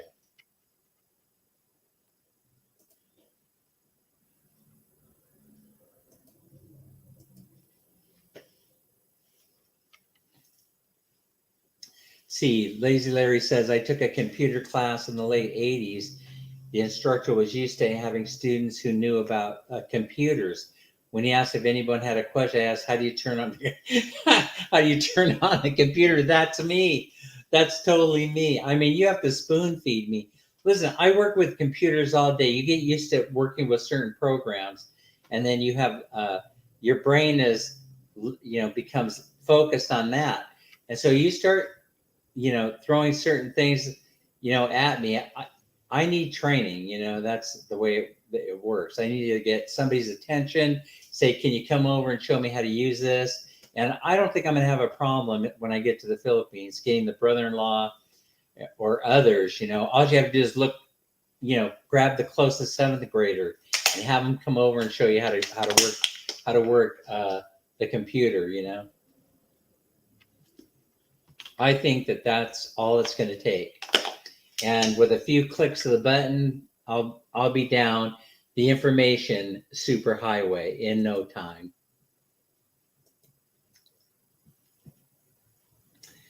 So I'm just trying to think. So I'm sitting here and I got my Filipino snacks here. All right. This one right here. Hopia baboy. This is yummy.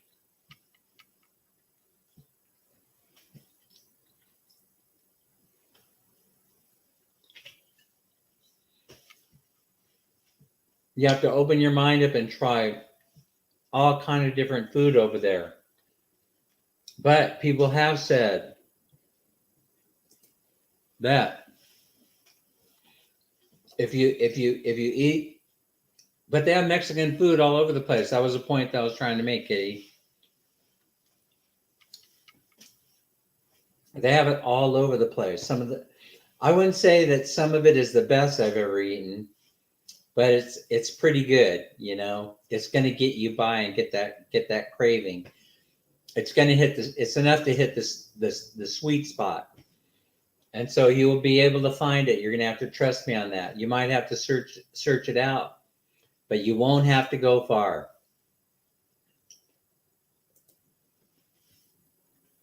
There you go. Mel was eating French fries today. Where did you go? Did you go to the Jollibee to get those? You cook them up yourself? I like the different foods that, like, for example, okay, so the French fries can be made out of all kind of different potatoes. They have all kind of root potatoes over there in the Philippines. And I've had some pretty tasty things. Oh yeah, they have it. So that's the amazing thing, about the Philippines. So I think part of it is that, especially in the cities, more or less in the cities, not necessarily the rural areas, but the Philippines right now is importing Western culture, and so that's what we have going on. And so they want a taste of the West. And so most of this stuff, the food that we seek, they are trying to prepare or emulate or try to duplicate or replicate, because it's something that they're not used to eating there. And so I think that is the reason why all these different types of foods are starting to show up in the Philippines. So I want to give you something that's really kind of funny, and yet it might be kind of boring at the same time. Thank you. So I go to Mall of Asia. Oh, all right. I had this idea. This is years ago, by the way. Years ago, I get this idea, because I like going and I like going to El Pollo Loco down the street here from where I live. And I like that. I like the way they prepare the chicken. But a lot of people don't know that originally, even you live in Southern California, you don't know where that originated from, right? But it isn't a Western food, right? This is something that came from Mexico. So for the longest time, I was thinking, man, if people knew how delicious this food was, they would open up an El Pollo Loco in Mall of Asia, right? So here we are. We decided we're in Manila. We're going to go to Mall of Asia one day. We grab a cab and we're coming in there from Ermita. Not too far, not too far to Mall of Asia. Down Rojas, I guess, all the way down the other end of Rojas. So we get there, and guess what? As we're pulling in there and they're dropping us off, what do I see there? El Pollo Loco, already there. And so this was a regional chain in California. It wasn't a national chain. And here we go. Somebody already came up with the idea, and they already put the El Pollo Loco in the Mall of Asia. Now, I haven't been there in a long time, so I wouldn't know if it's still there or not. If it survived the the global calamity, But so Mel was saying here that she had French fries as street food. That is the perfect street food. You see, that is the perfect street food for the Philippines, in my opinion. Yeah, see, I love pork lechon so much that I worry about it. I worry about it because I worry that I'm going to eat. When you have when you can have this anytime you want to have it. And so in the Philippines, it's special events that they're getting pork lechon. They're going to have it at a birthday, blessing, a house blessing, the birth of a baby, the baptism, those types of things. I worry about it because it is not good for Dan's health. You can't eat too much of it. You can't eat too much of that, and you can't eat too much of the white rice that they have going on in the Philippines. Is mostly imported, and it's not the same kind of white rice that I started eating when I first started arriving in the Philippines. It's processed and bleached and all this other crap, and they charge for it there, and they'll charge more for it there because that's the what I don't want to insult anybody, but it's because it's the flavorful rice that everybody wants to eat, that sort of thing.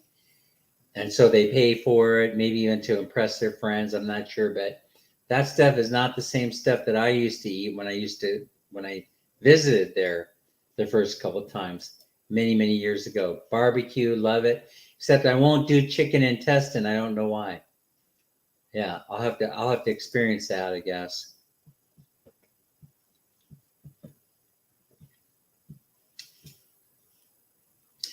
Well, I think they have Philip. Well, where are you at? Where are you at? Yeah, I have to agree. So I think I mentioned that it's going to be their version of it. I think I said that it's enough to satisfy that sweet spot or the craving you have for it at the moment. But you're right, and that it's not 100% the way that Mom used to prepare it. So yeah, I tend to agree. Well, I'm not exactly there. It's Dan's retirement journey, and so that means I'm journeying there, and it'll be my final retirement home. Will be in Baybay City in the Philippines. So that will be in the island of Leyte, and that's going to be more towards the middle of the island, almost dead center. I think it's almost dead center of the island.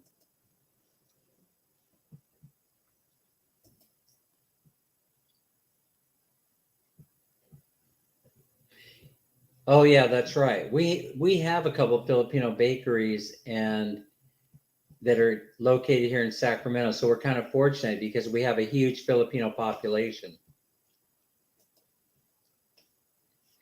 Yeah, okay. If Seth says there's no good Mexican food here, then she most likely is right. She's gonna know. And so I've never been down to where Seth lives, and so I'll have to admit I would expect that they would have it there, but Seth says that they don't. But I've seen Japanese food all over the place. I've seen sushi places and the rest.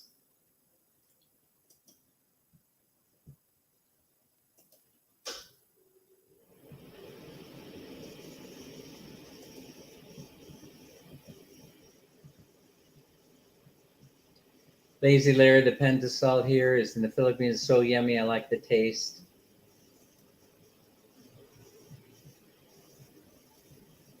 Burrito is awesome. Instead of rice, they use French fries and call it Philippine style. Okay, I get it.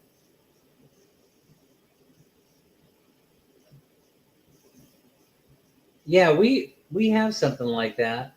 You know, the fast food places are doing some weird stuff with the Mexican food. And they're starting to put things like French fries in the burritos. And you know what? I'll have to admit I kind of like it. I can't eat too much of the stuff because it's not that great for me. But I love it. I love the flavors.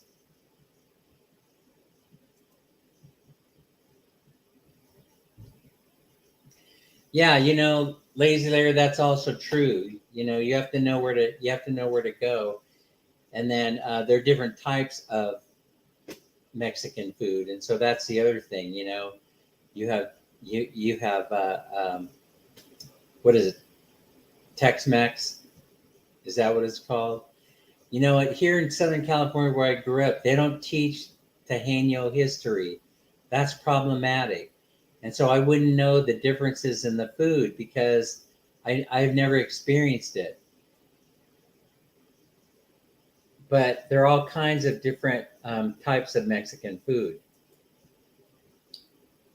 Fish and chips, love it. We have restaurants here that have some of the freshest fish and chips. I mean, and we also have Thai restaurants here that are very good. I had some excellent green curry the other day. CDO, okay. Uh, well, I don't think the last time I was in Mindanao, last time I was I've been down to Davao. And I didn't find myself, I'm going to admit to you, I didn't find myself looking around for Mexican food. You would think that being Mexican American, I would have a craving for it. But I you know, but I think what ends up happening is I end up traveling around and I want to experience the local food, because I know that, oh, I'll be headed back to California, and I could have Mexican food anytime I want. I think that's part of the problem. But when you're living there, I think it's a whole different story. You get a craving for something, and then you want to go out and you want to find it. But you either want to cook it yourself, and for me, that never turns out exactly the way that I wanted to. I went and I visited my mom. I think it's been pre-pandemic. I'm about ready to go down to LA and visit her before, right? I asked her, Mom, I'm coming down. Can you make some tamales for me and things? My mom says, I don't make tamales anymore. You're out of luck. But I will send you to a place that makes them as good as I used to make them. And so that worked out okay. Philippines does bread very, very well. I got what is this here? Right here, see? Look at this. The Philippines does bread so well, and I think that has got to have Spanish influence. Mm, see that? I love it.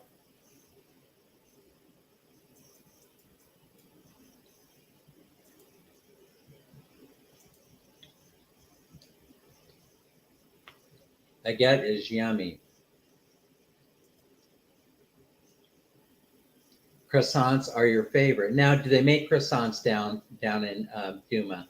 Can you get a good croissant?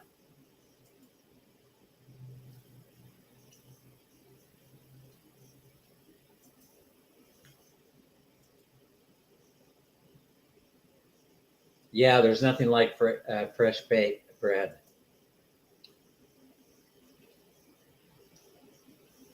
Yeah, that's right. If you were going to try and duplicate it, then you're going to pay a high price for it, getting the right cheese, and it's going to be imported cheese. And I mean, there are things that do bug me. I'm going to admit to you, like the meat, for example. It's going to be imported from Australia, and it just has a different flavor than American beef.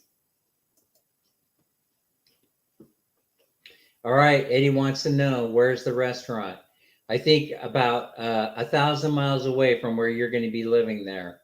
In I think you said Cavite, right? Yeah, you're a little bit north of where he is. That's pretty fun.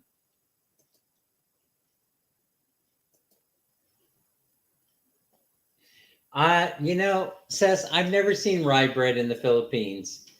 Can you go inside the mall or something, and one of the bakeries maybe specializes in that, in specialty breads?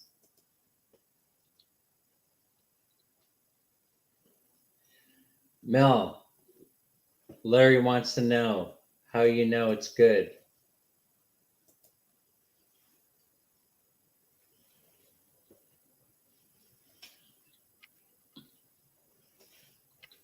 Mel wants you to show up, Lazy Larry.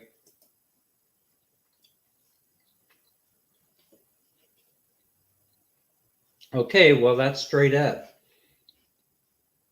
Not bashing the food, it's just different. Yeah, because they're going to be working with what they have to work with.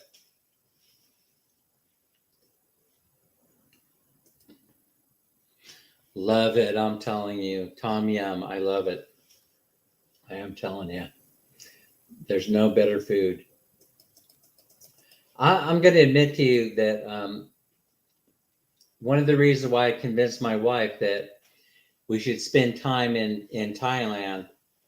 Well, she wanted to. It didn't take much convincing because she wanted to go. She's been there before. Is because of the food. The food culture there. The food, the variety of food, is endless, and it's just something that you need to experience. Yeah, it will grow there. It will grow there.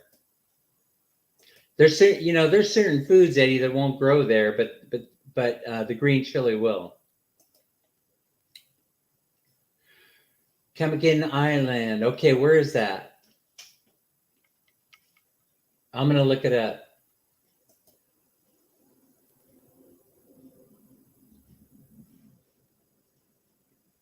All right. We'll look forward to seeing you.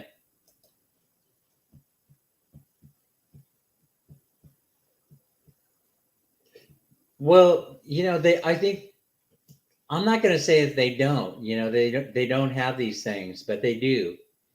I think they do, but you have to search around for them. That's all I'm saying. You have to kind of like look around. I'll let you know when the urge hits. I will certainly, share that information.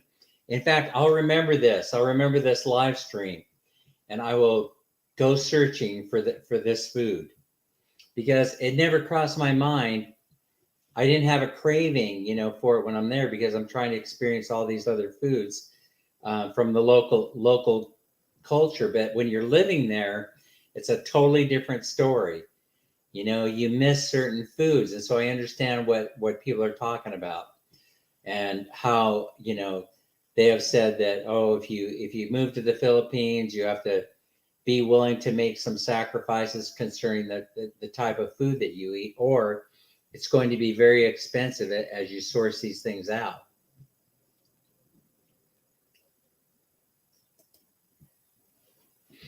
Avocados, hey, Seth, avocados are growing everywhere though. And so you know, that's a plus in my mind's eye. I understand that, from my memory, that avocados are not very, very expensive food in the Philippines. And avocados are very, very expensive here in California, even though we have huge avocado farms. I mean, they're very expensive. You wouldn't believe it.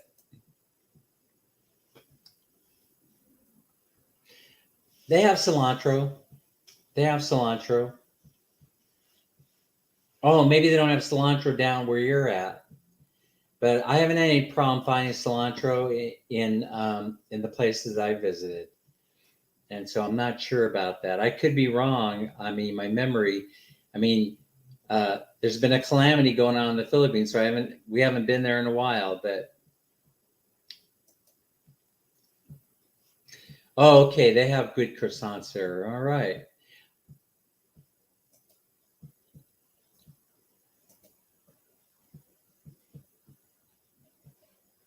And you're down there. Oh, we have cilantro. Okay, it's rare to find it. So, but I'm just thinking that down there in CDO and Davao, that is like the vegetable food belt of the entire country, isn't it? I mean, there are farms everywhere. So I'm really, really surprised that they don't have cilantro down there. Nope, never tried that. What is that?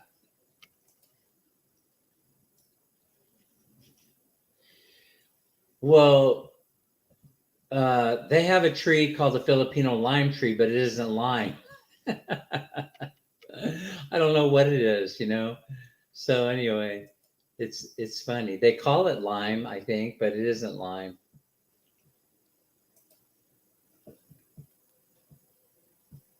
No limes. Rye bread in the Valencia market. Yeah, calamansi isn't bad. I like the way they make the drink out of it. Something like a soda. Tastes like a soda to me.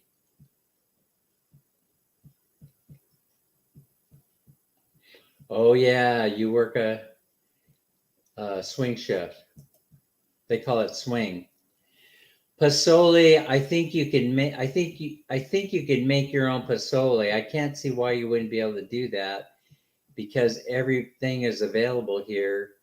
I mean, in the Philippines where you can make it. So I wouldn't be surprised if you couldn't find that pasole in a restaurant. But if not, they have everything to make it.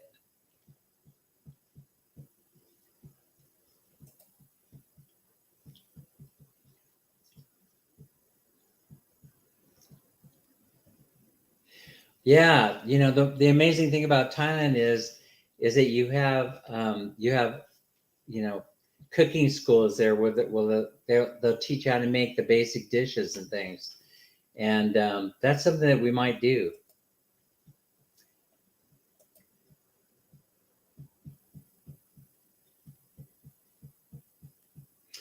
Ranch dressings for nachos. Okay.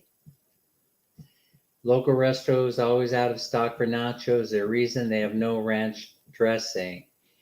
Yeah.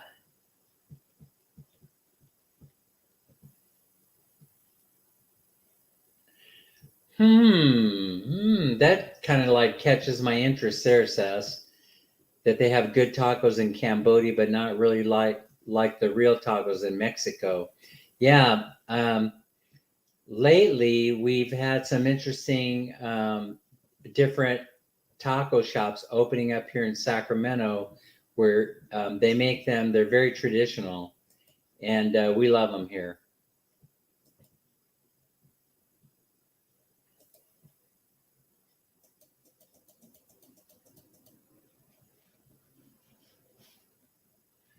Okay, so there you go. No problem finding lime and cilantro. That's what I thought. That's what I thought.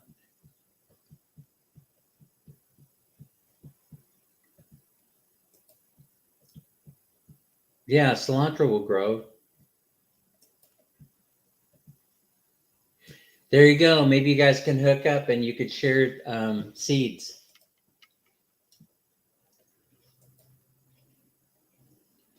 Thank you for hanging around, Mel. I truly appreciate it. Truly appreciate everyone being here. I thought, I have a fear, that I'll fire up the computer and then nobody will show up. I'm sure that's going to happen. It hasn't happened yet, but it may. Took quite a while to get people's attention this time. Except I had told Sammy before. I said, Sammy, you better show up. So, and then Sammy and Lazy Larry showed up right away, and so I was pretty pleased.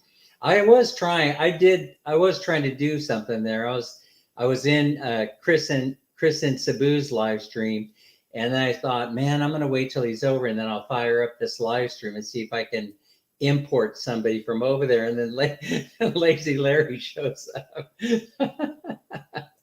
So I thought that was pretty funny.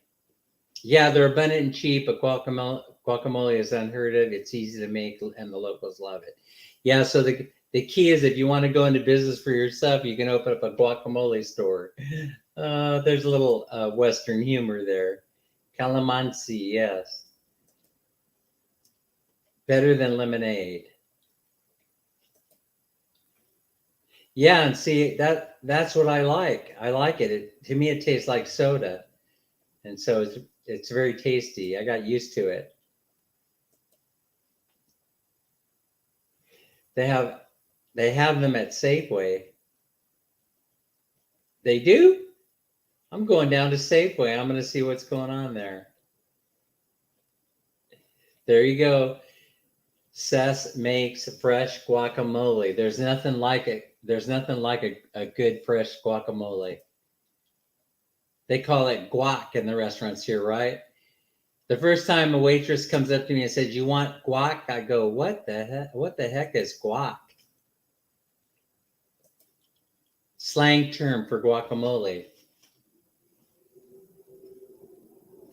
No, go, but you're in the food belt. That's the thing I don't get. You're right there in the food belt. You know, where all the vegetables and fruits and everything are grown. That's interesting.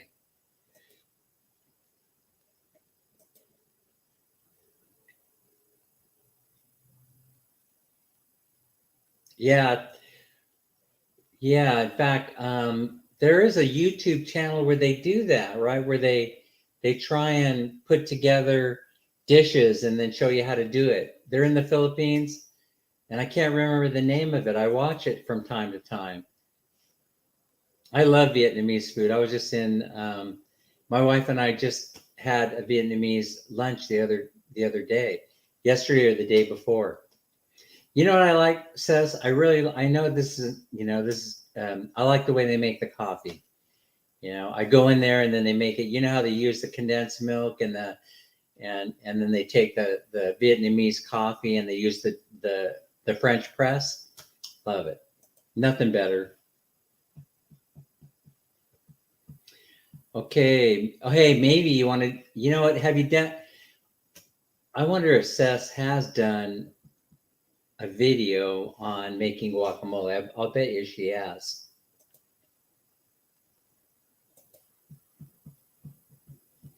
How many times have I been in PI? Too many to count. You know, sometimes I would be there 3 times per year, and I've been traveling to the Philippines since about 2003. And so I have been to the Philippines a lot from, but still, all in all, have not visited a lot of the popular islands that a lot of people go to, like Palawan. Have yet to go to Palawan. But I've been a lot of places, Pangasinan and Baguio City and Boracay and all over. Oh, okay. It should be right when you pick it. Okay. I don't like the water on, better kind of dry when you open it. The avocado in it should be right when you pick it. They have to special order cilantro. You know what I would be doing? I'd be growing that in my backyard. I'd be selling it to that restaurant. That's what I'd be doing. Maybe it's a problem with not being able to grow it there. It's a possibility. Oh, she tried it for the first time. Man, what an experience, She must have been all smiles. Oh, there you go. Sess has given us a clue here. She said she bought the seeds at the hardware store, City Hardware. So City Hardware is all over the place now. That's like Home Depot practically here in the West.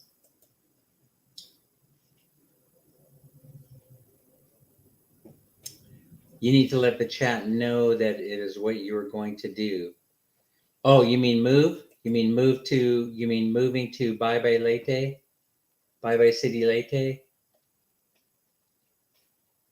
That's right. They eat it like a dessert. Hey, I've been traveling around the Philippines. I would see the avocados on the, just laying on the ground on the roadside, and um, I'd be surprised to see them there. That nobody was picking them up, and you know, my wife says it's because it's. I don't know what she was saying. She was saying that they're abundant, and that people eat it like it's a dessert, something like that.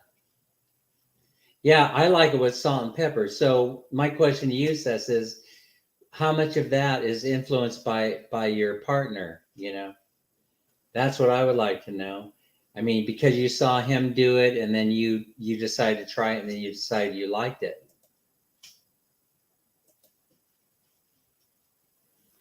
Powdered milk and sugar, yeah. So it's like a dessert.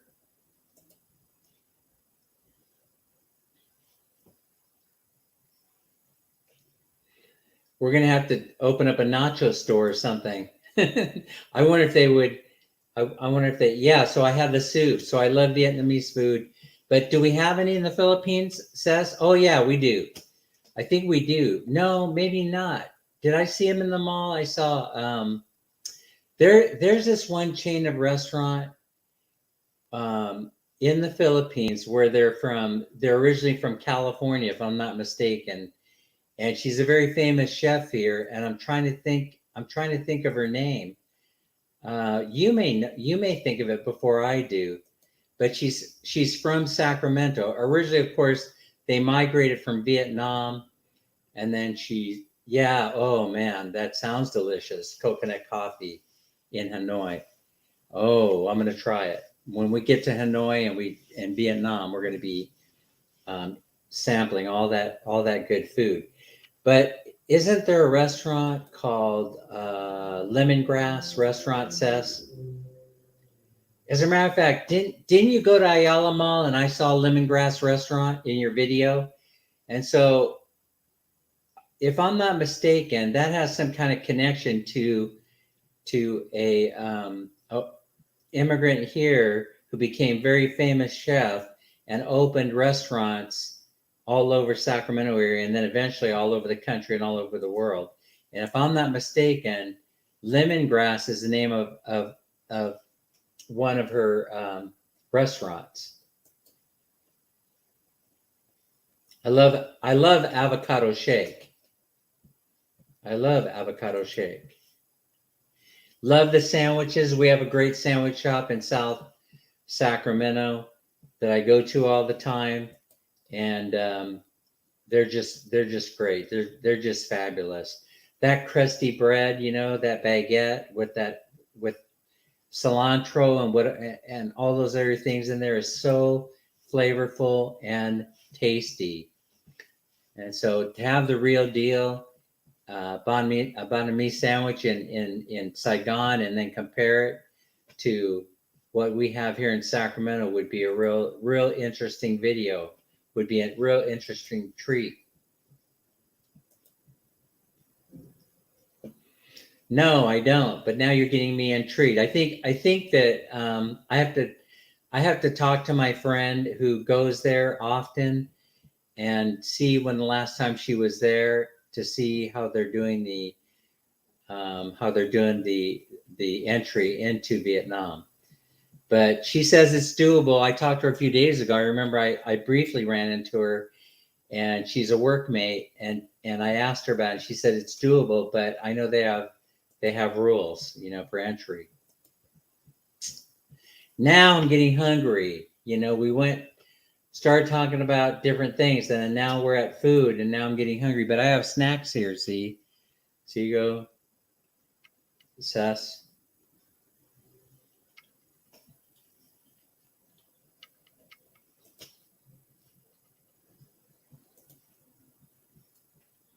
Mm-hmm.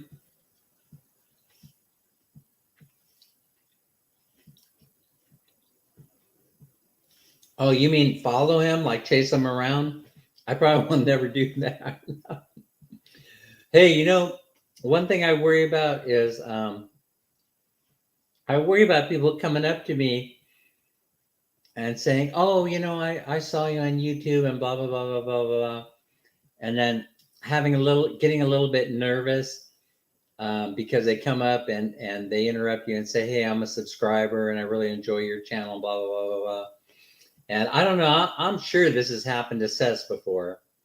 So, but it makes me a tiny bit nervous, that sort of thing. So I doubt that I'll be going looking for Chris and Cebu and and following him around and showing up at his favorite restaurant, unannounced, or going and finding out where he lives and then showing up at his condo. That would be funny. I'm not sure if that's what you meant or not, but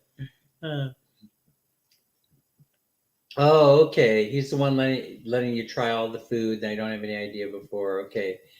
I see that. Well, good for him, good for him. That's what he should be doing, and also that's what I'm trying to do with my wife. The whole thing is that I want her to experience all the different things that I have experienced in life. I want to share with her, because that's what husbands do for their wives and vice versa, right? They share their experiences. And when you come from a province, my wife never left the province when we met. She'd never been anywhere, and then it just made me love her all the more. I just wanted to scoop her up and then take her everywhere and show her everything, and her life has been enhanced because of those experiences that we've had. I mean, can you imagine, taking she never would have thought that she would ever visit, Disneyland. And I grew up in Southern California, and every summer it was a no brainer. We're going to go to Disneyland and get a season pass, go to Disneyland every day if we want. They would have a deal back in the day when I was a kid where you can get a season pass into Disneyland and you can spend your entire summer there at Disneyland, And so I started thinking, man, I mean, all these things that I experienced as a kid that I need to share, that I would love to share with my wife.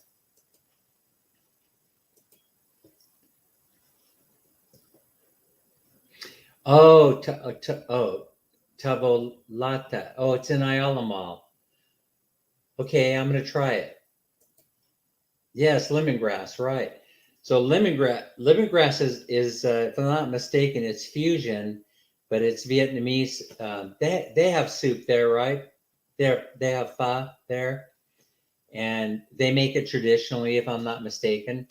And so I love that. I love that soup. It's perfect for this time of year in Sacramento. Well, says you probably know because I've said it a couple of times that Ayala is my favorite hangout spot, and you probably know why, because if you have everything that you need there. That's number one, and it's an interesting experience to have. It's just a very, very interesting experience to be able to sit there and people watch. But in your video, I know, so now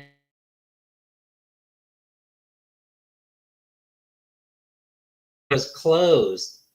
It was closed. I saw it, and I was sorely disappointed because that was my hangout. So I used to just sit there, right, drinking my coffee and watching the people go in and out right there. And so I was disappointed to see that it was all closed up.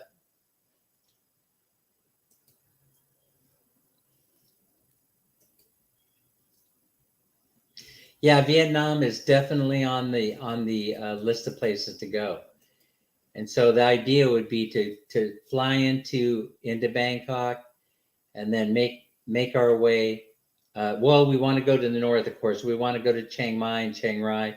We've been to those places before, but we didn't. We weren't able. My wife hasn't been able to spend enough time there, and see the influence of Western culture in Chiang Mai, and to learn enough about the history of Chiang Rai, in those areas. And I want to be able to spend some time with her and show her the different historical things that are going on there.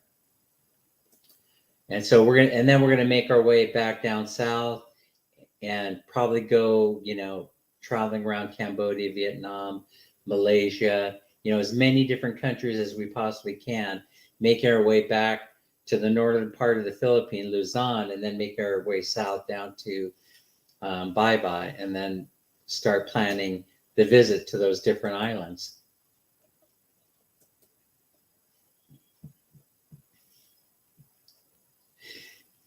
Yeah, I was going to do that. I'm going to, once I start feeling more comfortable, and I have things of value to say, then I'm going to start bringing that up in the stream. But right now I'm just learning, the program here and getting comfortable. And I think it's gonna take me a while to get the hang of it. I'm not as fluid as Sess is, or Chris and Sabu and others who have a lot of experience with live streaming because they've been doing it so long. People are afraid. My experience has been that people are afraid of doing live stream, and I am too. Quite frankly, I know how they're feeling about it.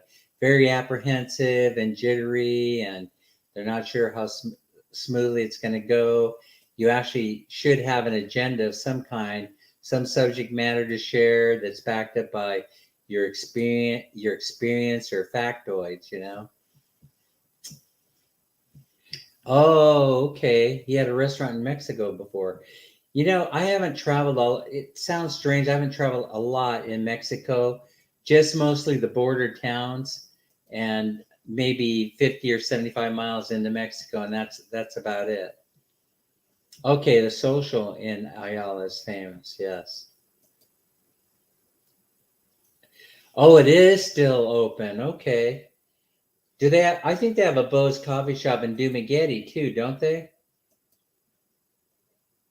Yeah. All right. Well, oh man, I've gone a long time. I don't even know how long. So I'm going to call it a stream. And I really, really appreciate everybody showing up, and want to wish you well wherever you are in the world. And I hope you'll join again. I'm going to try and do this. I think what I'm going to do is I'm going to try and follow Chris and Sabu, Lazy Larry, kind of put an idea in my head. And we'll be doing, so it'll be Saturday nights here and I guess Sunday morning in the Philippines. And so if you follow Chris and Sabu's channel, then you'll be able to know very likely that I'll be following him within 10 or 15 minutes or so. And then I'll try and do the advance, schedule, figure out how all that works so that, I have sort of so I'm sort of projecting a sense that I know what I'm doing, even though that I don't. Like I said, I really, really appreciate everybody stopping by, and I wish you all well and happiness. And don't forget to like, share, and subscribe. Oh, okay. I'm going to look it up where that is because I'm not familiar with it. And we will see you on the next stream. So take care, everyone. Stay safe and healthy. Plus, always, Lazy Larry says, have fun. Okay, yeah, check out Chris and Sabu. It can be interesting at times and boring at other times, but it's live stream. So that's what makes it interesting. Okay, we'll see you later, Seth. Thanks for coming, and have a nice day, everybody. Bye-bye. See you next time.